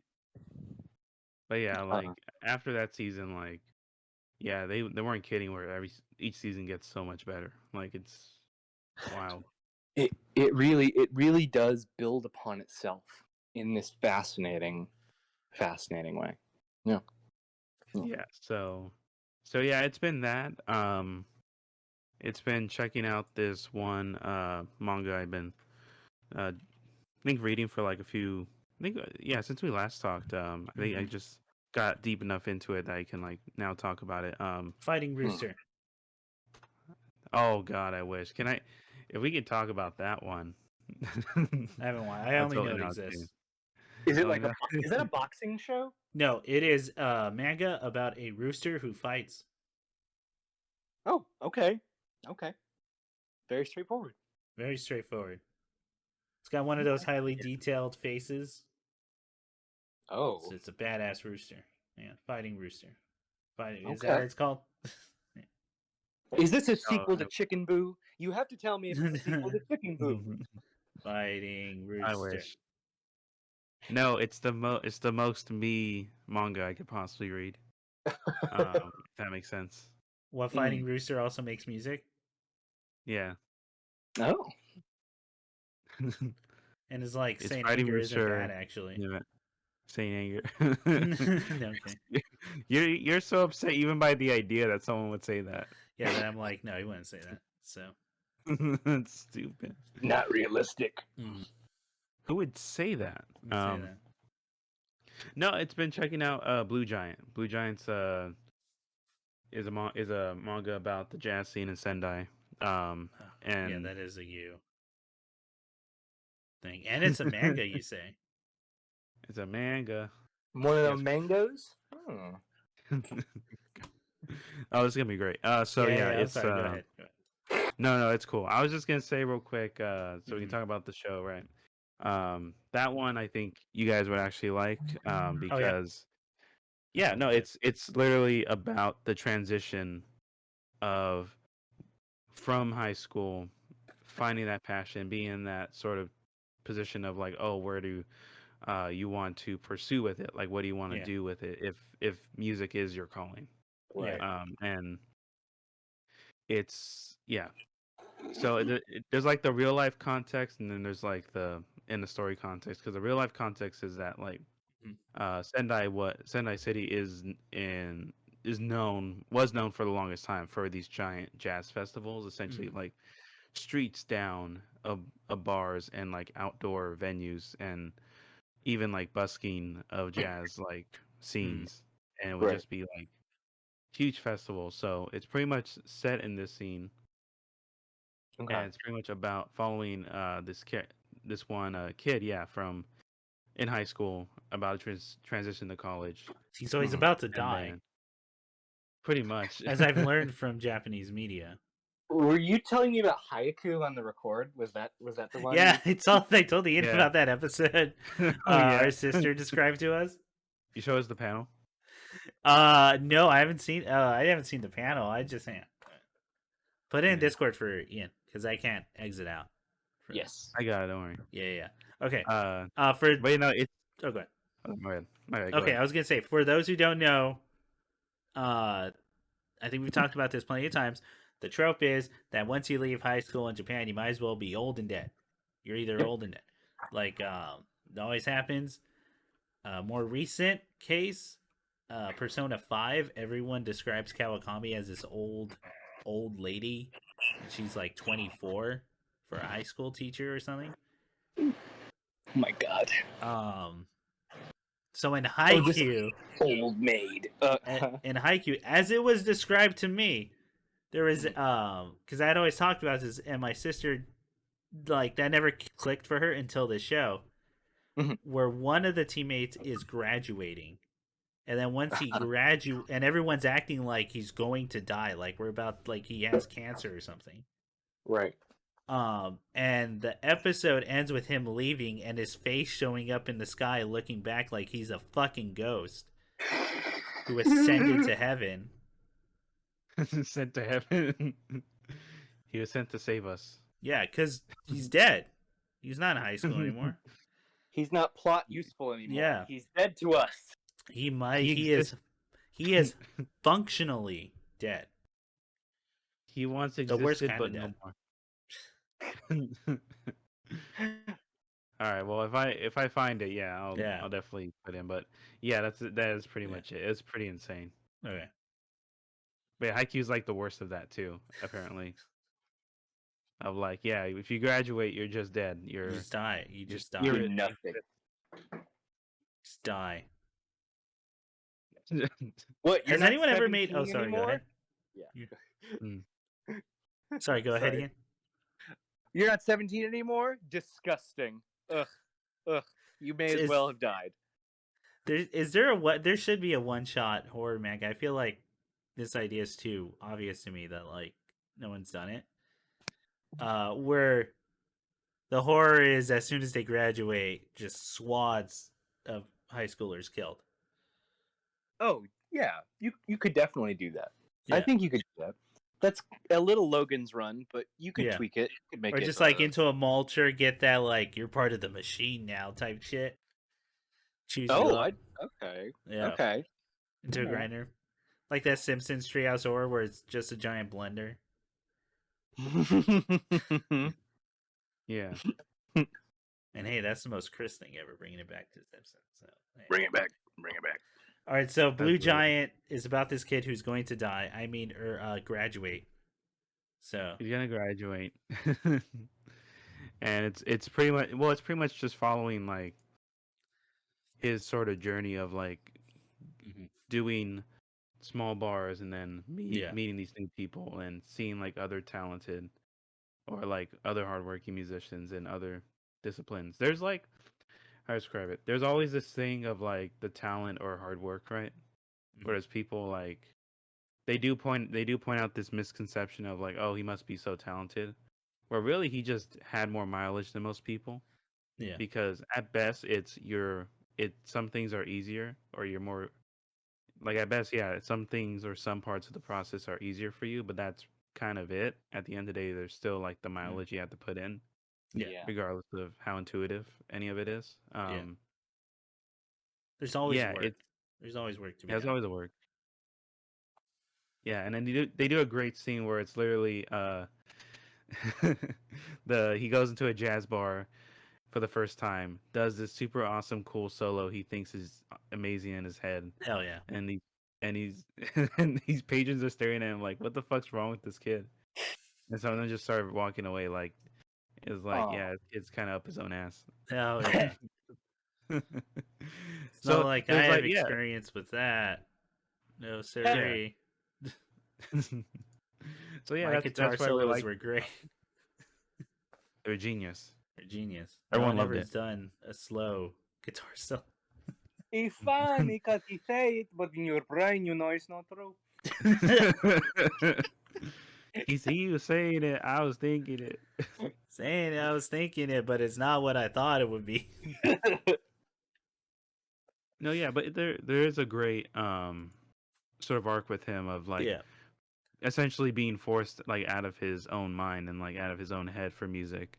Yeah. And like because once he starts, because there's like he starts in college joining or like auditioning for other bands or or quintets, and yeah, there's definitely great scenes of like him like understanding the performance side and the timing side and looking for cues and stuff,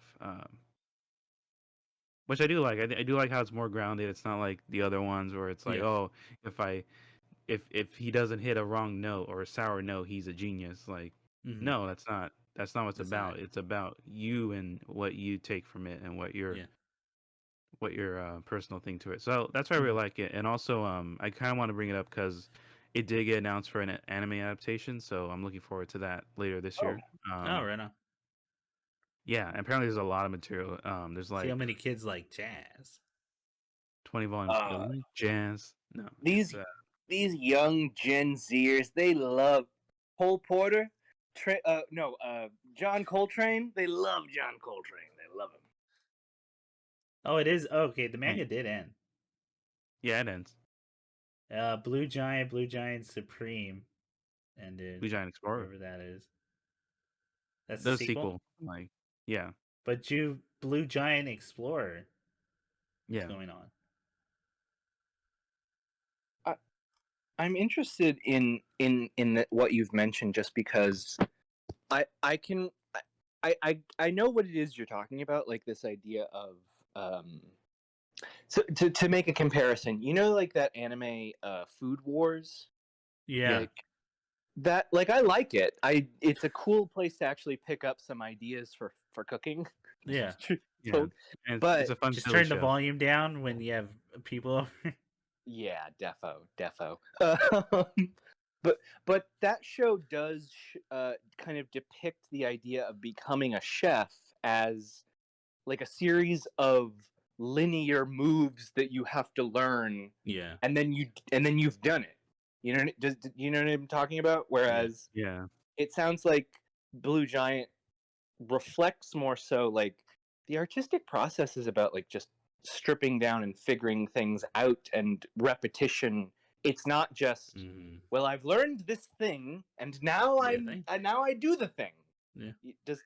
I know I'm using kind of vague language, but does that kind of make sense? Yeah. No, for sure. It's because there's also, and then that's a great point actually, because they do actually bring that up of him like having sort of this secondhand embarrassment moment of watching other players like have those moments of getting too into the solo and everyone's just staring at them and it's kind of just ruining the song. You made the song about you instead of playing in a band. Like, Right. Yeah. What are we doing? Yeah. So that okay. yeah. No, I say it's really good. I definitely recommend it.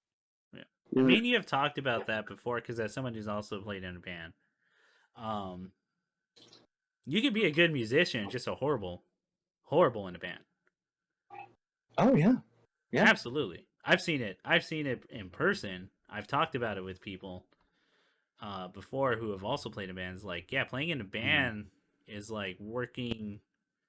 You have to learn how to work with people and to work with stuff. Like, you have to be really good in order to do like a really good band thing.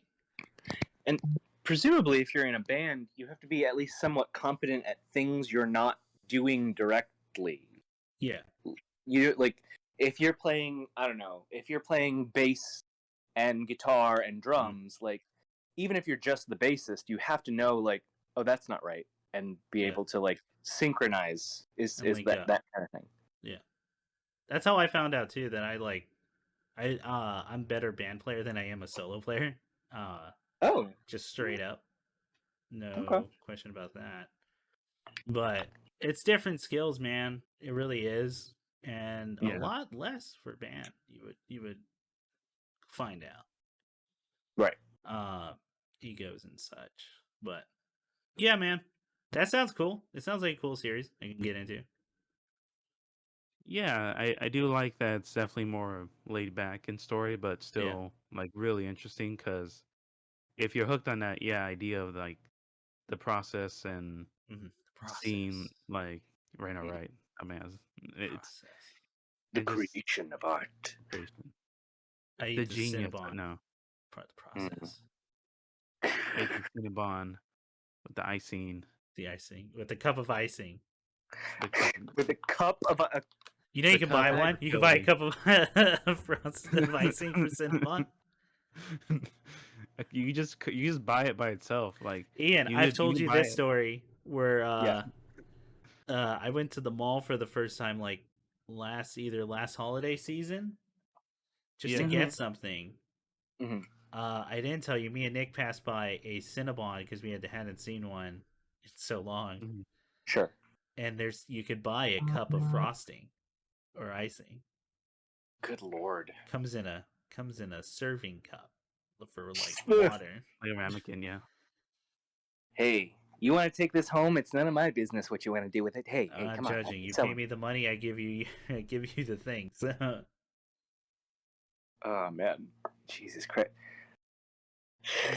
Look forward to when we have Ian eat it on stream. Fucking good luck. Good luck finding me. Good luck. I still want to do the Ian eats a baker's dozen of cookies. I could probably do that. I haven't done it in a long time, but I could probably do that still. I could probably do that. Oh man! Literally, while you were describing the Cinnabon in a cup, I kept thinking, why can't we have a 5-day waiting period on that? Why? For our safety. Yeah. Absolutely. You have to think about it. Do you really want this cup of frosting? You have 5 days to really think about, do you want your life to go this way? But what else, Nick? What else are you doing? Because if not, cool. I got one that I think we both did. But yeah, I think that's it for me. I just wanted to highlight that one. And yeah, I'm gonna go find that, man. That sounds like a really something I would really get a lot out of. We'd probably Thank you. Yeah. Well, I link everything on this. So. Oh, okay. So yeah. Right on. Sick. So a thing me and Nick both did is we saw Clerks 3. Oh, damn. Okay. Kind of talked about on stream. It's good. Next. I went to go... Okay. Cool. That's it. You get the idea. Well, what's the big idea, guys? What do you... Nick, what did you take away as I'll let you go first because I have a lot of thoughts.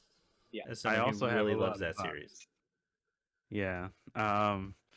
It's okay from watching experience, right?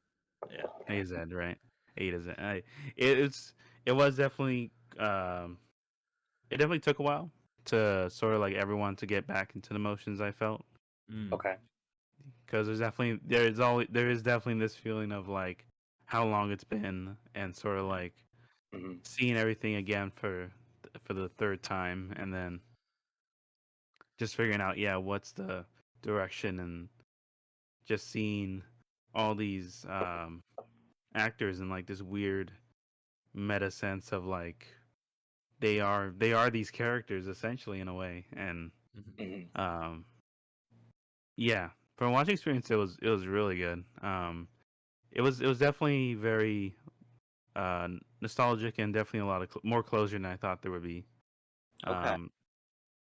And I don't know, I guess I'll just have to think about if it's as good as the first one, or it's like I'll definitely have to think a lot more about it. But it was cool seeing a lot more of the stuff from like Clerks 2 come back, and seeing it was really cool.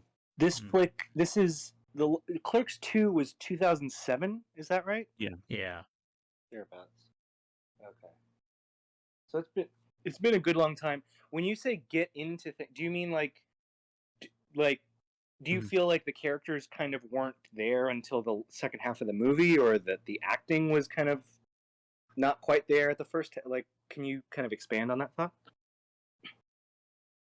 Oh, I think that's pretty much it. Is like I do think see Randall and Dante and seeing everyone sort of like get back into the motions where all the jokes are definitely there. Still has that. Definitely seeing like all these weird characters, and the Lord of the Rings guy coming back with the whole religious arc is pretty great.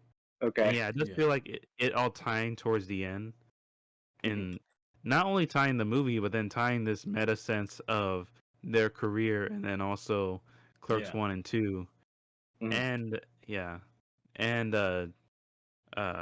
Jay and Silent Bob Strikes Back. It's it definitely felt like towards the end it's just, but it's funny because then even if you aren't into the beginning, like I feel like the second act makes up so much for it, because I guess to be as vague as possible, that might be some of my favorite acting I've seen in a long time, because it's heart-wrenching. It's that, and then it's also it's definitely their best feeling... performances you've seen them do on screen. No question. I will say, let me say this, guys. So I'm the only one who hasn't seen it on the show right now. I will say that I'm very sorry to say I did have some of it spoiled for me. So what if I told you guys what I know? Because I want you guys to kind of get into it, honestly. Like, because all right, let me do slight spoilers then for the thing. Hey, so for listening side, we're gonna be talking about Clerks 3 and spoiling shit. Go check out the movie. Great, and there is things to spoil in a Kevin Smith movie. Believe it or not, there are gang. There are. I feel like that's putting it down, because like I'm just assuming people are referencing like Clerks 3. I mean, there was stuff to spoil in Dogma and Red State, which are really good. So, like, definitely. Amy. So let me do this. Where's Discord? Holy motherfucker. There we go.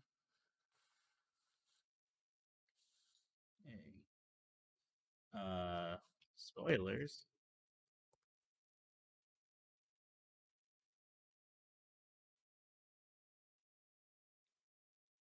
Spoilers. All right. No, not yet. Oh yeah. Didn't say go. Yep. Yeah. Hold your horses. Whoa. Cool it. Nay. Hold up. Okay. Spoilers for Clerks 3 in 3, 2, 1. All right, what was you spoiled on? Yeah. So I was told that Rosario Dawson's character was written out of the movie, that she dies. I was told. Yeah, she does die. She does die. Mm-hmm. Do you want me to spoil more? Tell me to elaborate on that, or? Yeah, go ahead. What happens? She's not written out. She's in the movie.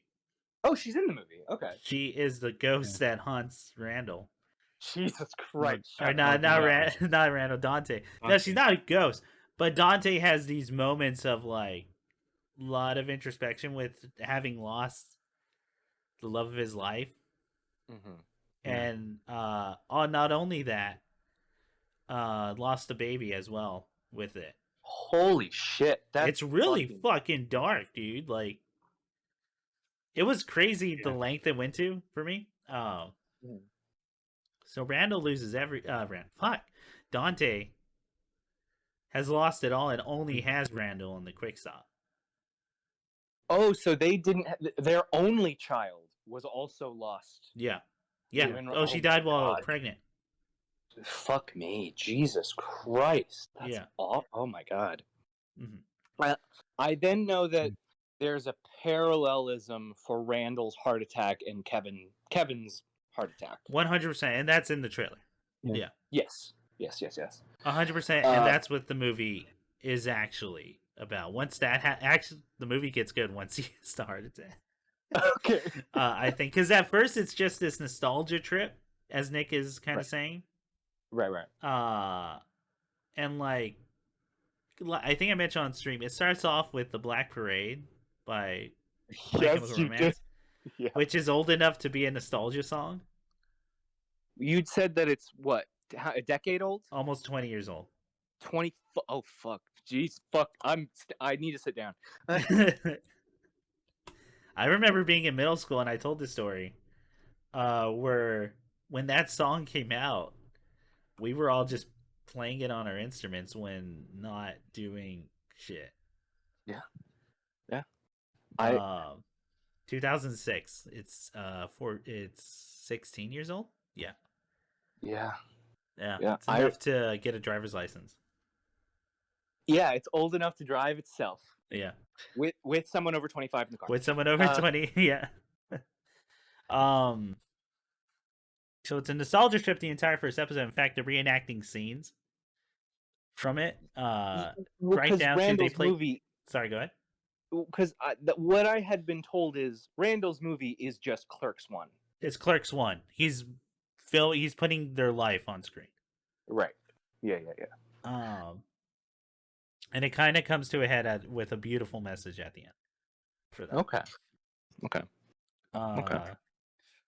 To the point where, in case you didn't know the message, this is more spoiler. Well, you know what? I won't tell you. Okay. What happens for the credits? Oh, okay. But stay for the credits. Okay. But that's what it comes to. They're filming Clerks 1. Mm-hmm. And it's still this nostalgia thing. In fact, the movie has this amazing fucking feat of casting. I know that some of the ones. So here's some of the ones I'm aware of. Is what's her name? Well, Sarah Michelle Gellar's in it. Yes. Let's see. Both of the dudes from Dogma are in it. So that's like the Boston Boys. Yeah. His doctor is a comedian I really love. It's Maria Bamford. Yeah, it's not Maria Bamford. It's Amy Sedaris. Amy Sedaris. Forgive me. Yeah. Amy Sedaris is in it.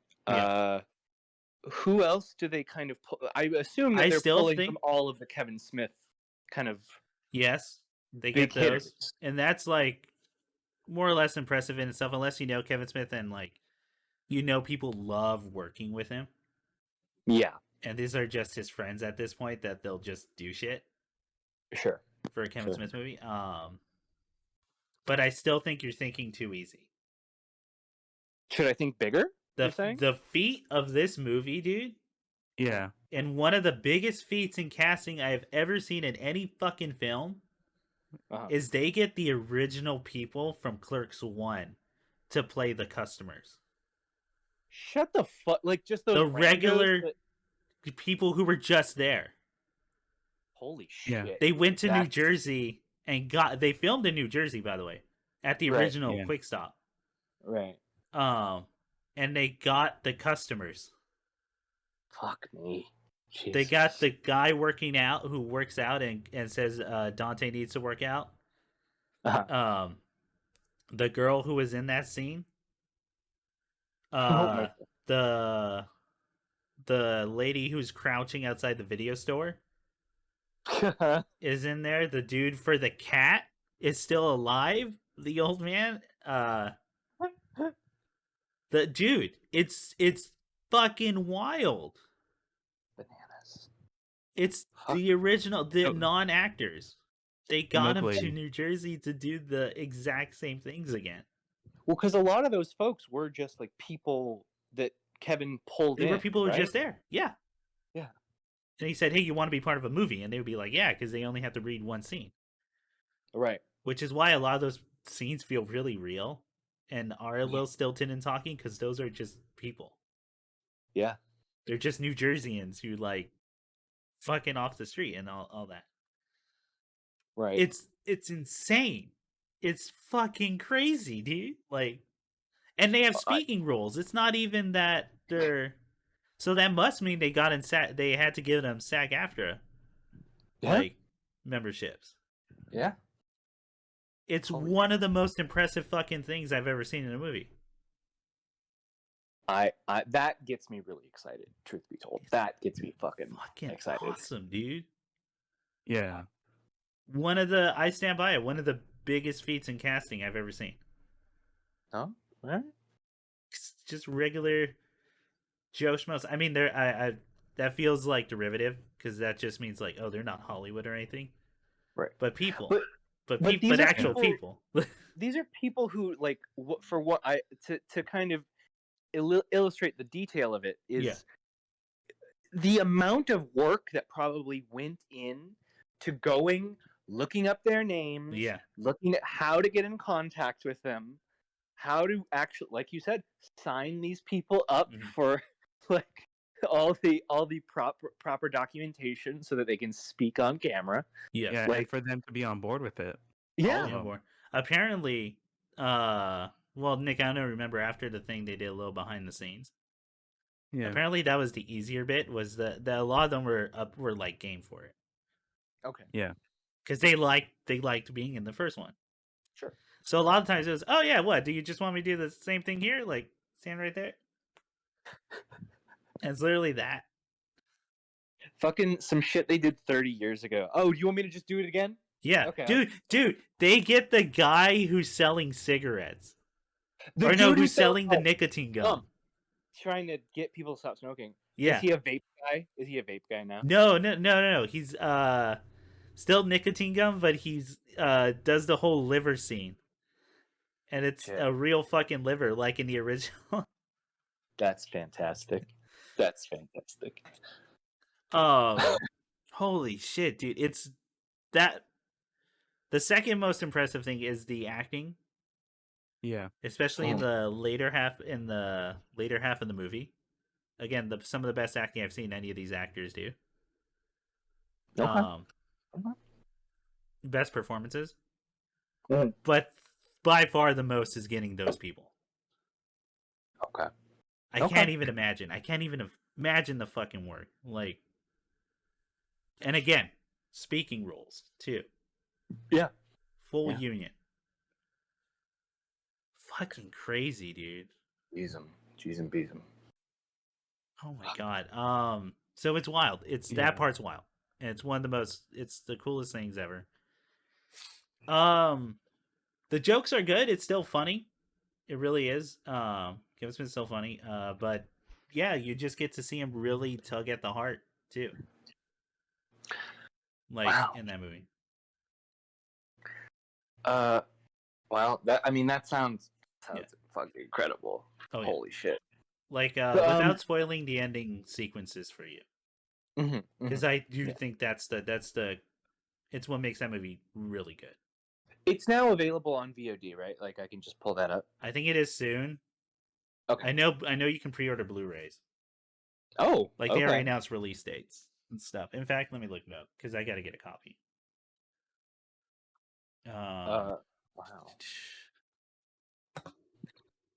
So, Nick, as what else were you were saying about your feeling about the film's kind of nostalgia trip up the top? What do you feel like the ending kind of sticks the landing though?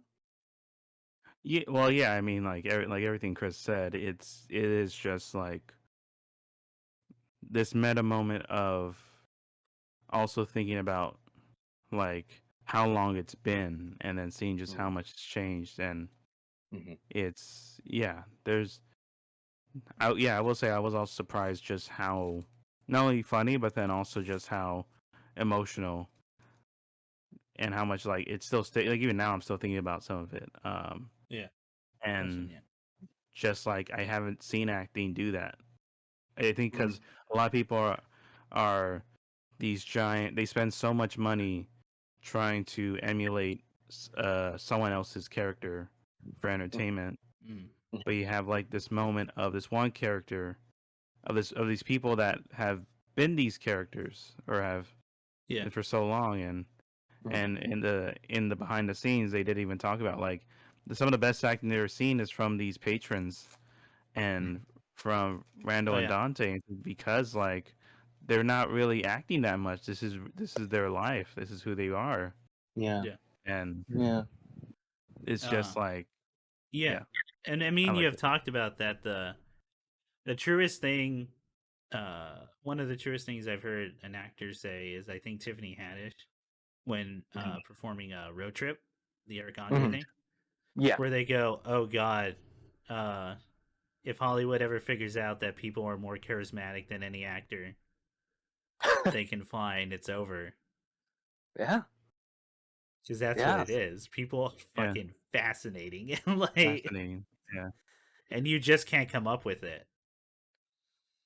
Yeah, I mean, we've talked about that a little bit of just like there's nothing to substitute reality. Yeah, there really isn't. No, fucking like I think here's something. I think that if you only knew about the movie Clerks 3 in a vacuum, here's a supposition I'm making up on the spot, but if you only knew about the movie in a vacuum, you might say like, this is kind of an over the top one. Like this is a bit much.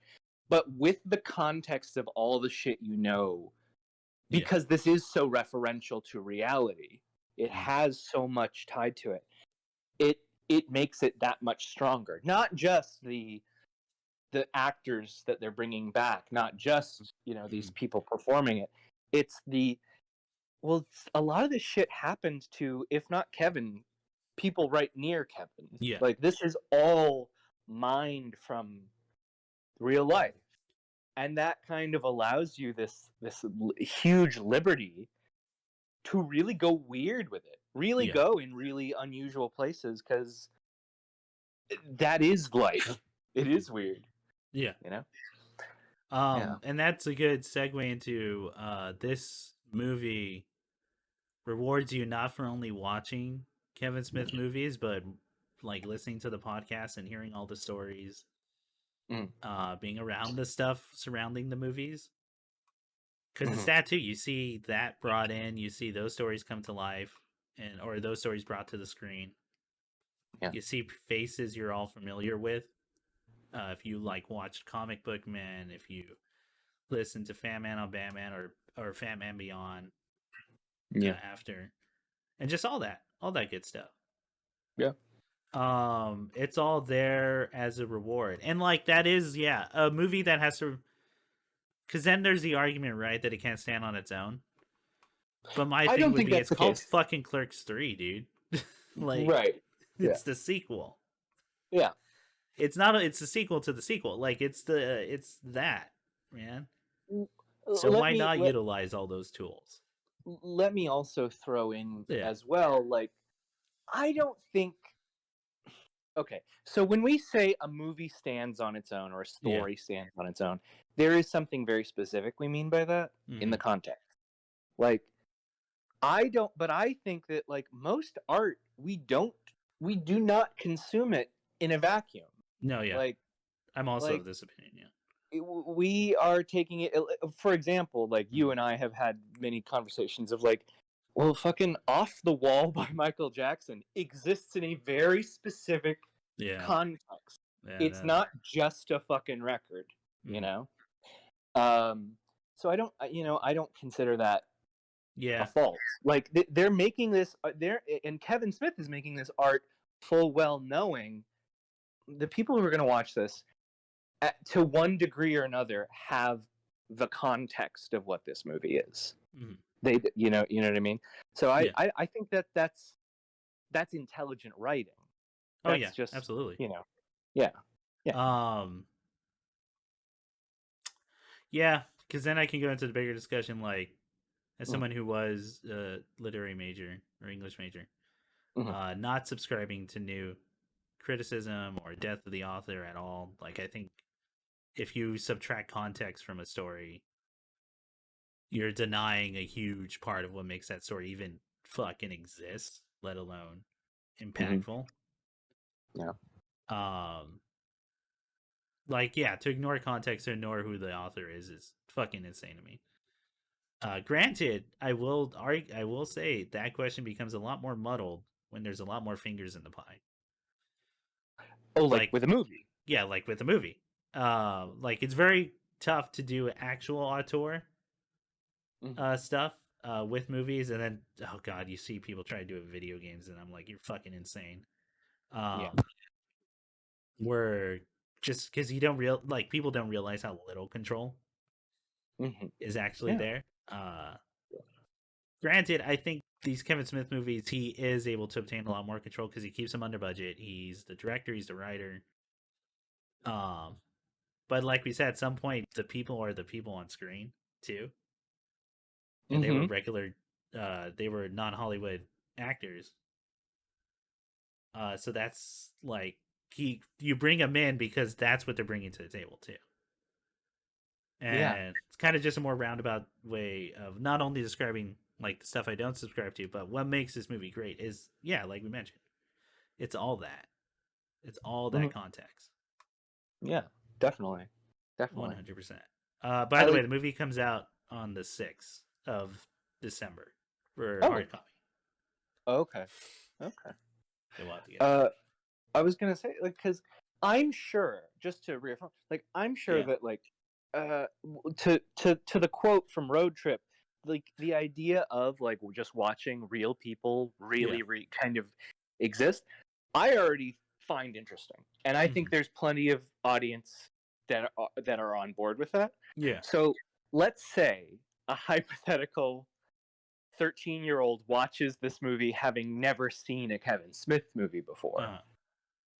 I still think that they're going to get something of value. They'll still get the jokes, yeah. You know, there's still funny dick jokes, funny, just saying. And they're probably still going to be able to watch those scenes with the customers and be like, "This is fucking trippy, man. This is wild. I love it." You know, absolutely. Like, But yeah, when you watch it, dude, I would love to talk to you about the ending. Because as much as it like made me tear up, there's also a part of me that's like, maybe it's a little too heavy-handed. Okay.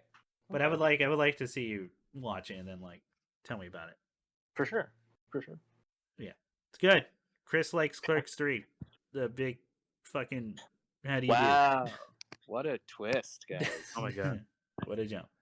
I will say this, we don't have time today for this discussion. And I've talked about it with Ian before. I would love to do a whole discussion on like nostalgia. And kind of just in general. Because I've talked, and because this movie has made me really think about that. Like how it could be used really well. Yes. But at the end of the day, I still think we should not be so nostalgic about stuff. We should definitely know our history, but I don't mean, but nostalgia is like in particular, you view it in a good light. Oh, this kind of rose coloring, rose tinted glasses. Well, yeah, I'm sure we don't really have time to get into it today. Like one thing I've been thinking about a lot in particular, like when I was in college, the 80s nostalgia was starting to wane and we were starting to build back into 90s nostalgia. Because all the kids from the 90s are in their 30s now and they're very annoyed. But I'm now looking like, well, okay, so that means we're probably about 15 or so years away from a generation who grew up in the aughts looking back at their childhood nostalgically. I mean, I can tell you when I was in college, that was already kind of happening with the aughts. Really? Where I had friends who were like, "Oh yeah, music from the aughts." That was the stuff where it was about going to the club and all that. I was like, "What clubs were you fucking going to at like 10 years old, 8 years old?" Oh, I was going to Blade clubs. Was in the Blood sprinkler. Did lacrosse. No, but it's coming. It's coming. But like but that's where I can get into the nostalgia thing. We're still fucking talking about the 80s, man. And it feels like the same shit over and over again. Yeah. With that kind of nostalgia where it's just like kids are doing stuff and like, oh, we're going on adventures and we saw a dead body or something. Yes. And like supernatural. And there's a slasher. Yes. Although I would argue we're getting like now good slasher films since maybe Scream. Was Scream the last good slasher series? Where they killed that person you didn't think they'd kill? I just realized that kill was a spoiler, so I tried to stop myself. But yeah, that was pretty good. That's pretty good. Yeah. Was there anything after? I mean, because I mean Candyman now, but I consider that the new resurgent in it. Yeah, that one was produced by Monkey Paw, I think. Wait, what? Oh yeah, Candyman's produced by Monkey Paw. Yeah. I forget who the writer and director who she is.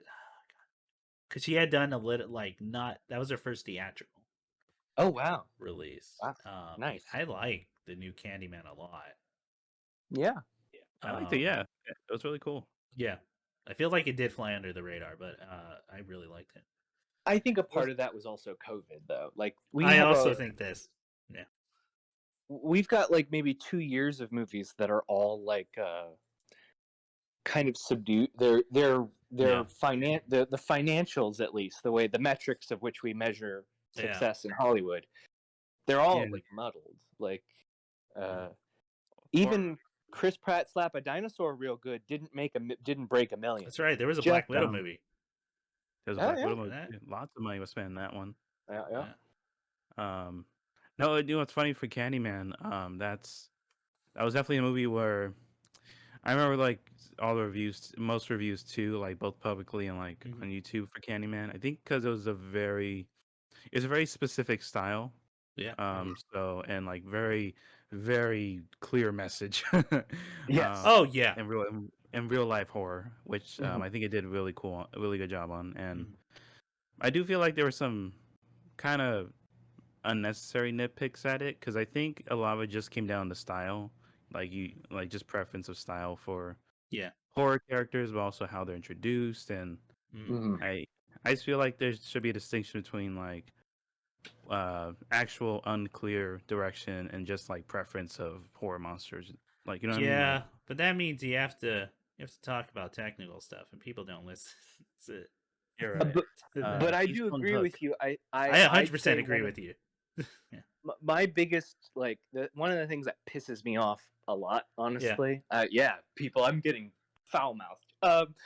But one of the things that does get under my skin a lot, I'd say, is like there are films that are deliberately directed to upset you with the ambiguity. The point is the ambiguity. Yeah. Whereas there is then bad filmmaking that doesn't answer questions I need answered to understand what's happening.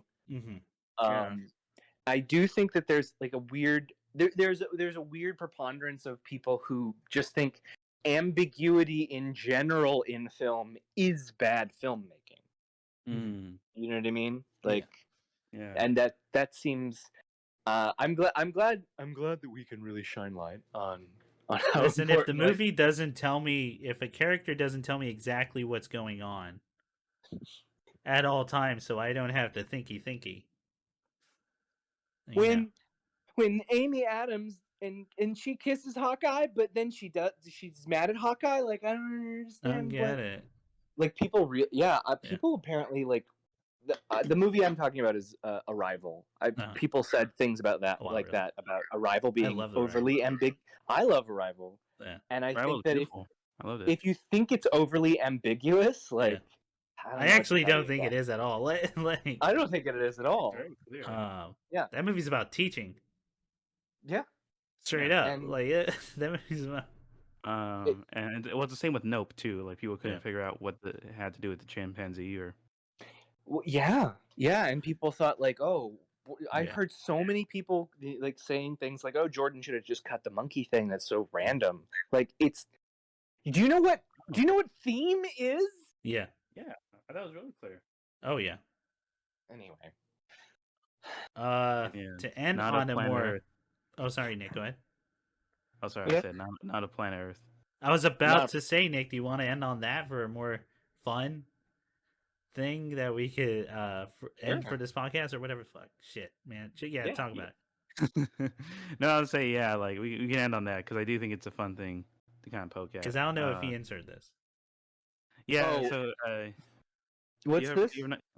So like a lot of fan theories are coming out because people are like trying to connect or bring together all of Jordan Peele's movies, right?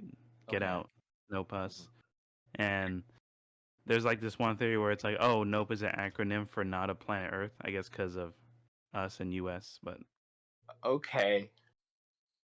How do you feel about that? Instead of it being Nope being a play on when people like see a scary situation in real life and go Nope. When people act what people say, what people do.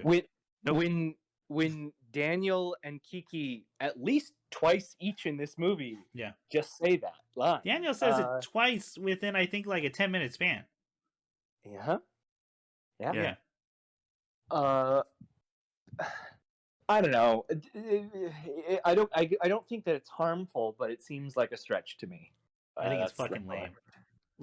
Yeah, because there's someone I was talking to who watched the movie, and he was into the idea, and he says he thinks it's better than it being a play on people's reactions or like people actually. Why? I literally asked why, like, and I literally said I don't know. That's kind of lame. That's kind of cheesy 90s. It's so lame to me. If that's what if that's what, because it's not what Jordan Peele like did.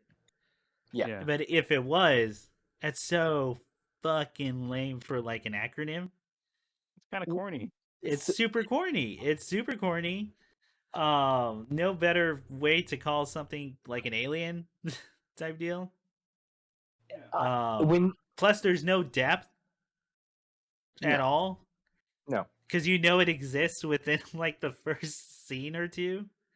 Yeah, and then like I explained that everything you said, I said like, and then like there was like this pause, and then he's like, I don't agree with that, and and I was like, okay, I mean I can agree. Disagree. Okay, and then he's like, well, they don't really nope out of the situation. They try to chase it. And I was like, well, most movies are like that. They're like, most movies are like, yeah, that's. What you want me to tell you how writing works? Like that's how conflicts happen. Like they have the reason, it just escalates. Yeah. Why am I explaining this? Like fuck me. That really, I'm sorry, that makes me kind of sad. Yeah. that bums me out. Like it's a bummer. But like thinking about it, okay, I'm going to address this question like a very serious person now. The idea that Jordan Peele names his film after an acronym that is not of planet Earth. Yeah. It to what you said, Chris. Yeah. It is such a fucking 90s ass. Yeah. Like it I don't know how else to phrase it, but like I think Nick hit the nail on the head with corny. It's hacky. It's corny. Yeah. Hacky, like, corny, yeah. Like corn hack. Because the people who think that that's clever think that G.I. Joe is cool. I don't know. That's how I feel. Plus, okay. So it's that kind of like it's this thing. I wish I had a really good example of this. Maybe I'll come up with one later. But I know I've seen it enough where there is like, oh, it has a double meaning. Mm-hmm. But there's no that's as deep as that train of thought goes. There's nothing else after. There's no. Why would there be a double meaning? So other to than your what point, you see on screen, why would you make it that? Like, why even do this choice and all that? For example, yeah, I think to go back to like Us, where people were like, "Oh, Us," as in U.S. Mm-hmm. That one I'm even less. That one I'm much less kind of suspicious of, just because the ideas that are being explored in Us are at least like very much Western capitalism's effect on people. Yeah, and it's referencing a very real thing that happened. Yeah. In the 70s, that people or 80s, 70s or 80s, where people can actually look up Hands Across America. Right. Exactly. And the failure of that. So the idea that Us is a reference to the idea that it's a reference to U.S. that thematically at least ties in and is like you could call that like oh yes, we're talking about America, American culture, consumerism. The keeping up with the Joneses. This kind of thing. The notion of not being black enough, not being your race enough, like according to public opinion, all these little things that go into that movie. And also the terrifying farce of the unified society of everybody holding hands and being on equal footing, and what a fucking terrifying caricature that is. Yeah, that's all really cool. Not of Planet Earth tells me fucking nothing about the themes of this movie. No, what this movie's about. It's just a way of saying alien without saying alien. Right. It's a fucking codename Kids Next Door introduction. Sorry. Yeah, it is. Oh, it is. It really is. You're right. It's something what a fucking child would think is cool. Yeah. Oh, absolutely. No shade to Codename Kids Next Door. Great show, but like no, I love Codename Kids Next Door. Has a rough start. Yes, it is.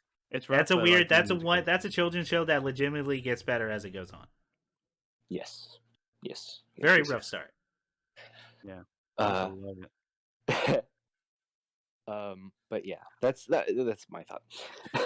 Yeah, so I that moment of like I think we talked about before of like you explain something to someone and then they say they disagree and it's like but end of conversation. That's the fact. But that's the fact. It's literally no but you though. Right. Yes. Exactly. That's exactly. And you're just choosing to deny the fact that that's what that means. Because that tells me, dude, like Jordan Peele could come out and say, like, no, of course not. What are you talking about? Yeah. Or would that be? And then people go, either he's lying or he doesn't know his movie. That happens. That fucking happens all the time. All right. Yeah. For our listeners out there, my pet peeve. Sending waves of rage through my body.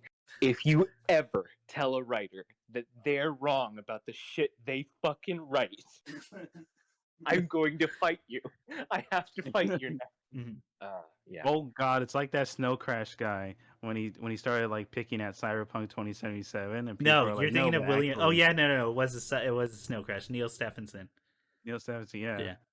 And then he was like, it was William Gibson. Neil Stephenson stepped in later. Okay. Yeah.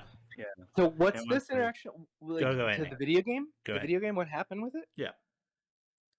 No, it was just like when it was literally right before the game was released. Mm-hmm. And then you had one of the pillars of cyberpunk authors on Twitter, William Gibson, explaining that it's not he was jumping in and explaining that it's not true cyberpunk, but it is entertaining, right? Yeah. And what was his caveat? What did he say? Disqualified? Did he say why it's disqualified from being real cyberpunk? Well, he just said like it. Well, I think it was just referring to that it's more cyberpunk was just more cosmetic than the actual. It's an aesthetic rather than the themes of cyberpunk talks about, right? No, it's essentially what me and Nick have been saying. There's no punk in cyberpunk, right? Yeah. So yeah, it's supposed to be about rebelling against the system. Yeah, punk. Punk. Yes. and then some fucking and yeah, there's like random people in the comments were just explaining to him what cyberpunk actually is and that he's wrong and that he should read this book he fucking wrote and like Twitter's free. My God, it was amazing. It was like I was amazed to watch it. Yeah. I don't think I could have sat through that. No. I think that would have like, well, Chris, like we've talked before about how Harlan Ellison, another sci-fi writer, would like troll the internet. He would look for fights. Yeah. He would look for fights on the internet to have with people and who tell read them, his work. You're wrong. Like, no, that's not why I wrote it. And then I think it's his wife, right? The famous line is his wife going, and because this was late in his life. Yeah. His wife going, you just turn it off. Why are you even bothering with these people who probably haven't even paid for your stories? He's like, because if I stop, they'll think they won. Like the curmudgeon he is. He genuinely. I don't think he was playing. He genuinely was that guy. No. That is 100% honesty on him. Say what you want about him. That man's honest. Oh yeah, to a fault. Like to a deep fault. To a deep fault that broke off relationships. Thank God he's like an actual decent person and wrote like some of the best sci-fi out there. Yeah. Because he wrote a bunch of stuff that was turned into like movie after movie after movie, and a phenomenal game. Yeah. Mm-hmm. Have No Mouth and I Must Scream is, I would argue, the game story is better than the short story. Granted, he wrote the short story in one night, and he said so. Even like that's how he did it. Mm-hmm. While the game explores, and he wrote it, so yeah. Fuck, man. Fuck. The only time I could ever see someone like readers gleaming something that the author wouldn't about the writing. Mm-hmm. Two things, I guess. One, how it relates to their lives, because at some point you can't predict what people are going to gain out of like your thing. Right. Two, if you're like implementing some subconscious level stuff about your psyche and you just haven't come to terms with it. Oh, I definitely think that's the case. Because that happens. That happens all the time. That does happen. I don't know. I think J.K. Rowling's a prime fucking example. How about that? Like, I was just gonna say it. I was just gonna say J.K. Rowling. Oh my god. You guys know what house elves are? You guys like Dobby? Mm-hmm. Do you remember how the last fucking scene in Harry Potter is he's waiting for a house elf to get him a fucking sandwich? At a train station? When they finally grew up and stopped all that. And he became a fucking cop? Him and his best friend became cops. That's right. The reference I was going to make was when this was, I don't remember when it was, but when J.K. Rowling started to write under a pseudonym. Yeah. Yeah. Isn't there the news story is about a teenager who's getting bullied online or something? It's a TERF teen who's getting bullied for saying there are only two genders. Yeah. And it's 600 pages longer than the last one. I have not bought that book. I'm not going to buy that book. Well, I don't plan to buy any of that shit. Yeah. I think I got rid of my Harry Potter books. Again, I read them as they came out. So like, yes. So I had read this book. I would say the first detective novel she wrote under the name of a TERF. I also found out the name that her male name, Robert Galbraith. Yeah. Is a psychologist who does who had specialized in reparative therapy for people who have gender dysphoria. Oh god. Yeah. So yeah, fun, cool shit there. Cool shit. So now I'm not. At the time, I had thought that this was an example of J.K. Rowling having like internalized phobias that she had not dealt with because she had not come out publicly with these views. Yeah. Because there's a plot line in the very first novel that I read, and I was like, is this super weirdly transphobic? Yeah. Or am I just... maybe I'm reading it wrong. Mm-hmm. But it seems that way. It seems really...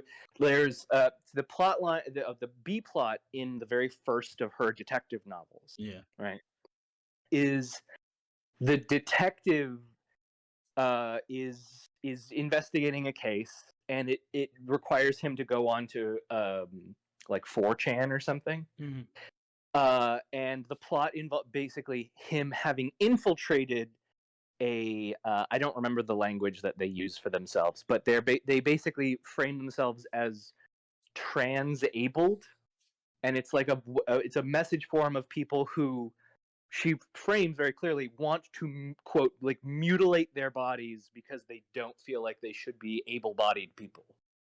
Like, it's people who want to become quadriplegics or things like that. And I was like, wow, that sounds real bad. I wonder if J.K. Rowling needs to deal with something. It's a lot to unpack. There's a lot there. There's a lot there. Yeah. I was trying to end this on like a happy, like, oh, sorry, these people type note. Well, let's talk about the end of Nope. Nope was really good. Yeah. Nope was a really good movie. You guys go watch Nope. It's a good year for horror movies. Oh, and I think I said this on the stream, but hey guys, if you are in either Orlando or in the Hollywood area, Nope has a specialized area. Yeah. In the Hollywood location, they've actually moved all of Jupe Claim's set, so you can actually walk through the set on the. Yeah, it's like the only reason I want to go. It's so, dude. They have the UFO sound, and they somehow do make shadows pass over you. Very upsetting. I loved it. Very good stuff. That's cool. Yeah. Oh man. Yeah. Yeah. Well. Wow. Have you seen Incantation yet? No. Where is that? That's on Netflix. That's on Netflix. Just because we were talking about good horror movies of the year, go check it out. It's good. Okay. Other than that, yes, it's been 7 years. It's been 7 years, guys. Here's to 15 more. We will do this until one of us dies. And then we will. But it's not the one you think it's going to be. It's not the one you think it's going to be. Try to start a pool. No. But who wants to start a tontine? Who wants to start a tontine? I just want, for the record, I know it is very illegal to start a tontine. That's why I will be starting a pool instead, because this is completely different. Yeah. It's completely different. But yeah. Hey, thanks for checking it out. Thanks to Ian and Nick for being on this ride. Thank you. Still going. But yeah. Any last words before we roll out? We head out? Yeah, I just say that I thank you both, guys. Like being on this podcast the last 7 years has been like one of the best thing. I get to look forward to it. Same here. I look forward to it every time we schedule it. Like, it's so much fun. Yeah. We never had a bad time if we think about it. No, even when we kind of bomb, which go back and listen to all our episodes. But so like I still have a good time talking to you guys. I think because it's just us too. It's not like we're trying to put on anything. Yeah. Like, yeah. So it's just the bullshit conversations we have. Well, see, and that's the thing is like, and we talked about it on the stream, is like, I no longer have the ability to remember what I've mentioned just offhanded on here. Oh, same. Or in life. Same. Yeah. I try to keep track, but yeah, I know I've messed up a couple times. So. Oh yeah, my crazy back rash? Did I say that on the show, or did I say that to you in private? Did I think that or say that? Oh, dude. That becomes more and more real when you're old. It does. Like the older you get. Like, guys, mortifying confession. Yeah. Also, as I'm getting older, I found I in the last. You're so scared to sit on your balls, dude. I telling you, it's the fear. It'll haunt you. Who's gonna Mr. Belvedere first? Boo, boo, boo, boo. Wait, that should be the poll. Which one of us three? Who's gonna Belvedere Is that happens? I'm checking right now. I'm on California.gov's website. No laws against doing a Belvedere pool. Belvedere. Because I'll be real, I check. Like, I make sure I'm all situated when I sit down. Like, yeah. Did you ever hear? Okay, I'm sorry. This is a dumb story, but it's okay. briefly, We got time. well, there's a there. Did you guys ever hear there about? I think there was a gentleman in Louisiana or Kentucky in this area again. Mm-hmm. I can't stop picking on them, but he was like a 90-year-old man. He lived by himself. He took care of himself. And then he eventually did have to call for help, have a neighbor call for help because his balls got stuck in the U-bend. That can't be true, right? That can't be real, right? Yeah. Oh my God. How'd he get him in there? He was sitting on the bowl using it, presumably. And then he flushed, and they got, like, pulled into the U-bend. How small's the toilet? Is it turbo time? Oh my God! Is it? He made a little one that only. There's no way. How do you? You gotta because you already have shrinkage. It's in water. You're having a full-blown tea party. You're having a tea party. You have to break the ceramic, the porcelain. There's no way. The toilet. There's no way. There's no way. Yeah. Or it's snip. No. Well, he's 97. Yeah. I will say. Yeah. Carpet, toilet seats feel good, but feel wrong. You know what I mean? Like, we're on that subject. We're talking about toilets. You want to keep talking about toilets, not balls. Hang on. I was saying, I was going to transition. Chris, there's a point. Don't worry. No. I'm with, because here's the thing. I agree. Yeah. You know what I mean? Like, yeah, it feels good, but you also, like, it feels like I'm taking a shit on the floor. Like, you know what I mean? Like, yeah. Especially if it's your own carpet. Like, it's the same carpet texture, material from your house. Yeah. That's fucked up. That's kind of fucked up. So you're talking about the cover or the thing you put your butt on? Seat. Yeah, no, the entire set, the cover and the seat. They have the set. Because sometimes the seat has like a chamois, like a little fuzzy chamois. Okay, so I get the cushion because that's hemorrhoids and you're old. Because I've been to old people's houses where it's the cushiony seat. Oh, okay. Well, okay. Makes sense. I've been in an old person's bathroom before. Not to brag. It's my own. No. But like, there's a difference between like the kind of cushion. There's like a cushion that you bring to a football game. Yeah. And then there's what cushion. your brother is mentioning, which is the a shag 1970s shag carpet in your fucking shitter. Yeah. So one already on the cover, that's hard for peeing because it'll just slam on you. Yes. Apparently, and I have no way to know if this is true, but from all the stories I've been told about this exact problem. Yes. That's usually in like houses where there's only women or people who pee sitting down. Mm-hmm. Especially older. Mm-hmm. Oh yeah. You will not see that with a bunch of dudes or people peeing standing up. Do we have time for a very short, embarrassing story at my expense? You got 10 minutes, man. Okay. I know we said we ended the podcast like, but who cares? Who gives a shit? Let's 7 years. Yeah. So like there was a point where my grandparents like moved into that house that I used to live in. Yeah. When they were not doing so hot.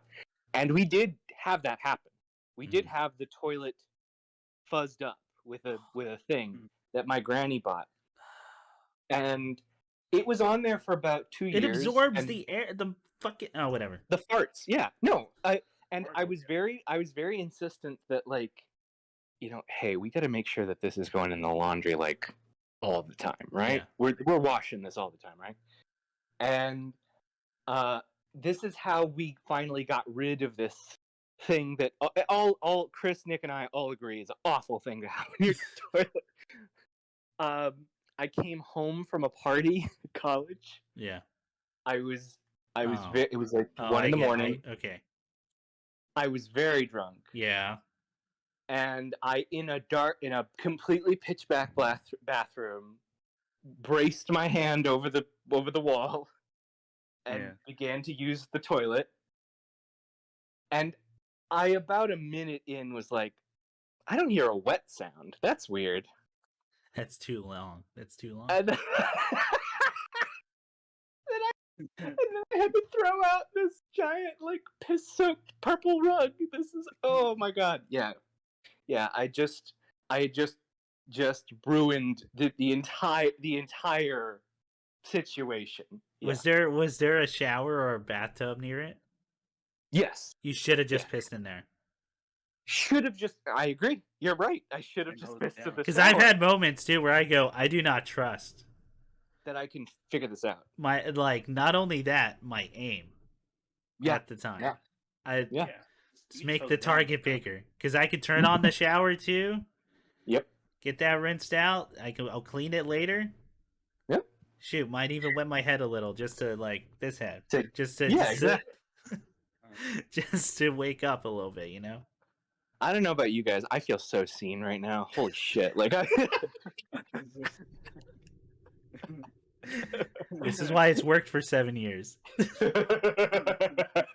all pee on carpet. Begins. The jokes begin with poop. We end.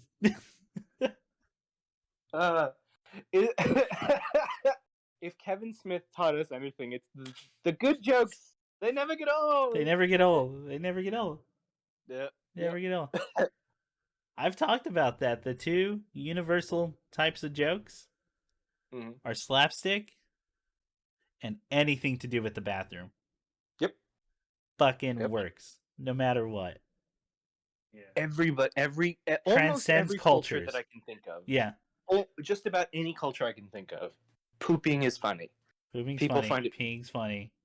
Yep. Anything to do with the bathroom's funny. You ever think about it? It's like your butt making a weird trumpet noise. It's super funny, guys. It's real funny. It's you're honest. You're sitting there. You're honest. Yeah. I think that was not John Oliver. That's the guy from the Daily Show. Jon Stewart? No, the after. Oh, Trevor Noah. Trevor Noah has that bit. It's honest. Well, there's nothing you can hide. That's true. That's true. Oh, Jesus. All right. Well, 7 years.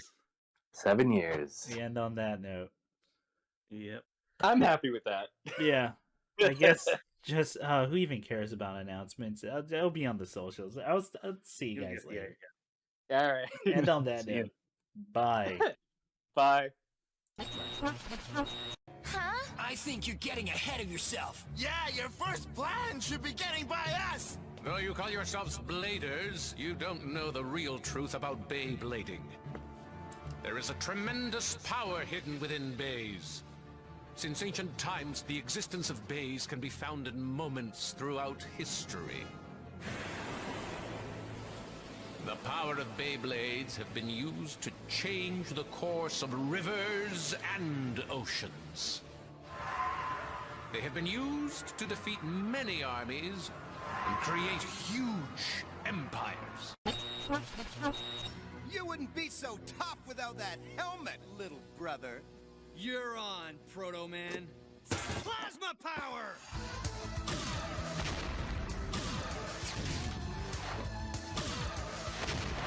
Missed me again, number one, son. But I won't miss this time. Oh no! He's gonna blast President Lincoln! Ha! I knew you'd could risk yourself for Mr. Lincoln.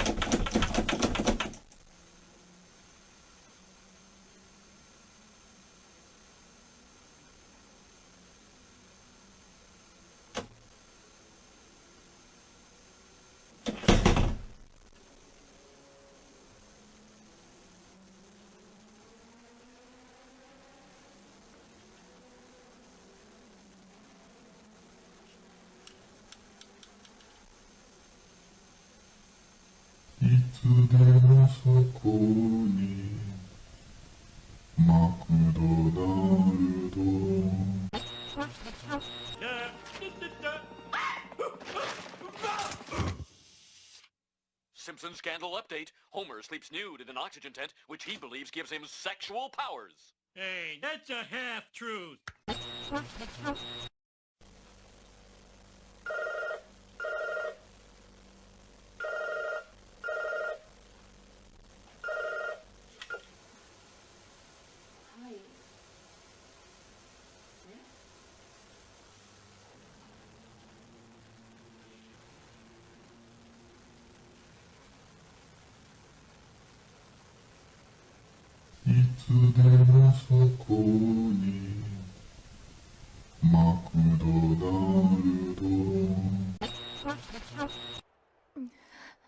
Shara, will you grant me one more wish?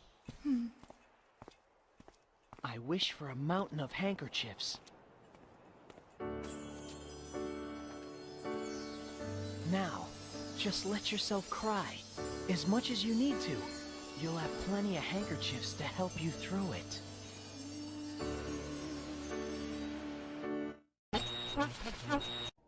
Well, sir, treason season started early this year as a nuclear sub was hijacked by local man Homer Simpson. Oh my God! I told him that photo would come back to haunt him. Could Homer Simpson be a communist? His father spoke out on his behalf. My Homer is not a communist. He may be a liar, a pig, an idiot, a communist, but he is not a porn star. Hero call! This trap card lets me pick a monster and put him on the top of my deck. And I choose this. Elemental Hero, Neos. Not so fast. Thanks to my stage select spell, he won't be there for long. Because now I get to shuffle your deck. So how do you like this? Bada bing! I'll shuffle these boys real good.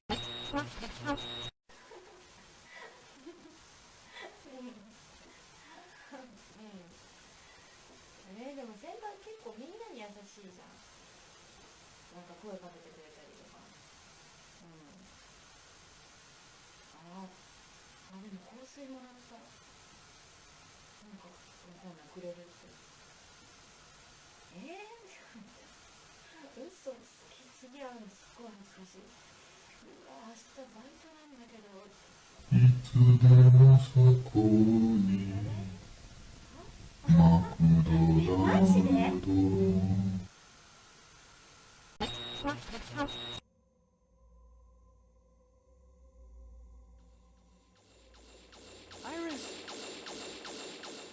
Iris. Sarah. Hang in there, Iris. Please, stay away from Replophos. Let's live together. In a world where only Reploids exist. Iris, there's no world just for Reploid. It's only a fantasy. Yes, I know, but I wanted to believe it. I wanted to live in a world where only Reploids exist with you. Iris!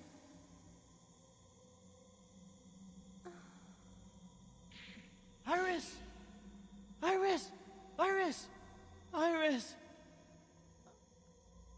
Iris! Iris! Ah! No, this isn't happening! There's no reason for me to go on. What am I fighting for?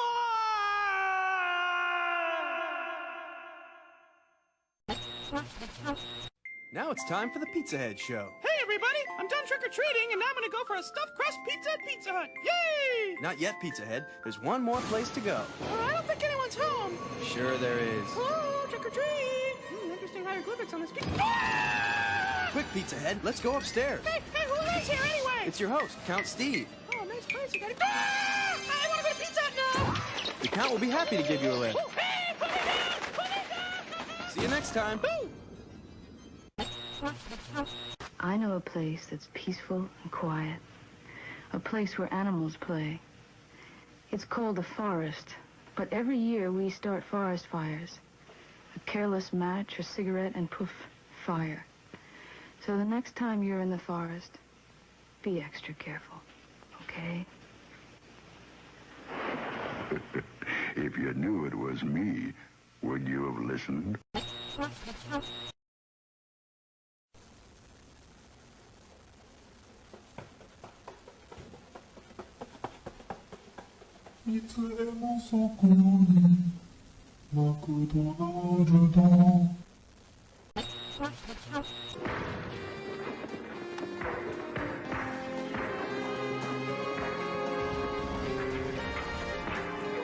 Will you hold it down out there? You guys are always fighting!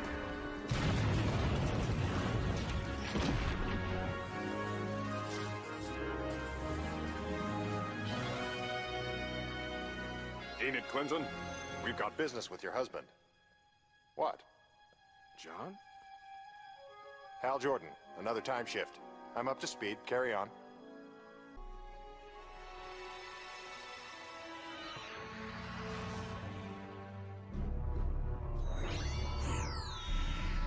No booby traps.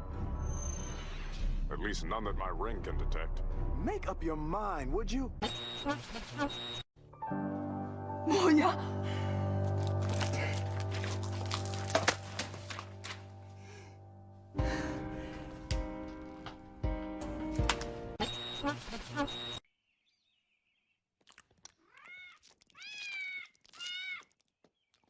Have you noticed any change in Bart? New glasses? No, he looks like something might be disturbing him. Probably misses his old glasses. I guess we could get more involved in Bart's activities, but then I'd be afraid of smothering him. Yeah, and then we'd get the chair. That's not what I meant. It was, Marge, admit it. What's so special about Splinter? Yo, dude, it's like Splinter's our dad, you know? I mean, what's so special about your dad?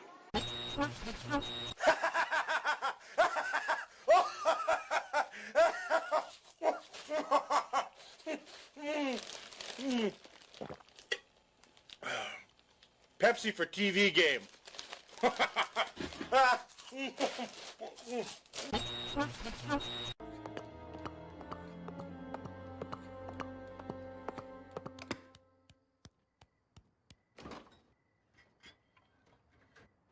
Mmm, 64 slices of American cheese. 64. 63. 2. 1. Have you been up all night eating cheese? I think I'm blind. What? Good day to you.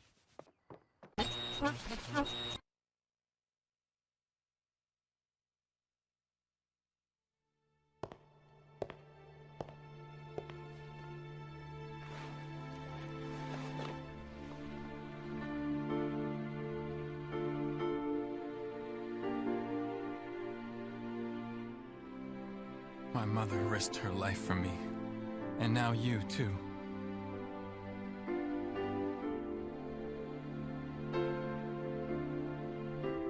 I should have saved you.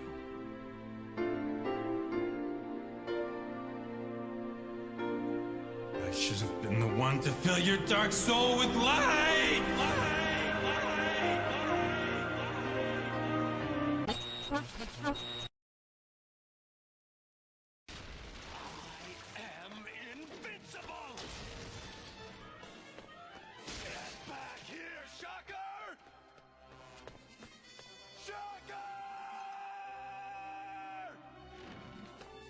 You escape me, I'll chase you to the ends of the earth! I defeated you once, and I shall do it again! No, Magneto. I let you win before, in order to learn your plan, to trap you. But now the victory belongs to the Fantastic Four. Fool! Have you forgotten my invincible magnetic power? No mere weapon can stop me. With but a gesture, I can destroy it, or turn it against you. Behold! I'll make it leap from your hand, and make you its target. Now! Not this time, Magneto. This time I'm fighting for real. It's impossible! It cannot be! Nothing can defy my magnetic power! The Fantastic Four can. You're finished, Magneto. Surrender. You have no other choice. Why? Why will the gun not obey me? My power is gone. I'm helpless. Magnetism. It was my greatest weapon. Okay, Richards. We'll take care of him now. First tell me, how did you do it? How did you take away my power? I didn't, Magneto. I merely tricked you. You lie. I couldn't control your gun. You made me lose my magnetism. You're wrong. I just guessed that you'd overlook one simple thing. Your magnetic power only works on metal, like all magnets. But my gun isn't real. I made it out of wood, specially to fool you. What? A wooden gun? That's why your power didn't work. And it's why you're a prisoner of the police now. Take him away, man. A wooden gun. He tricked me with a wooden gun. We can't bust heads like we used to, but we have our ways. Oh, you got it. One trick is to tell them stories that don't go anywhere. Like the time I caught the ferry over to Shelbyville. I needed a new heel for my shoe. So I decided to go to Morganville, which is what they call Shelbyville in those days. So I tied an onion to my belt, which was the style at the time. Now, to take the ferry cost a nickel, and in those days, nickels had pictures of bumblebees on them. Give me 5 B's for a quarter, you'd say. Now, where were we? Oh, yeah. The important thing was that I had an onion on my belt, which was the style at the time. They didn't have white onions because of the war. The only thing you could get was those big yellow ones.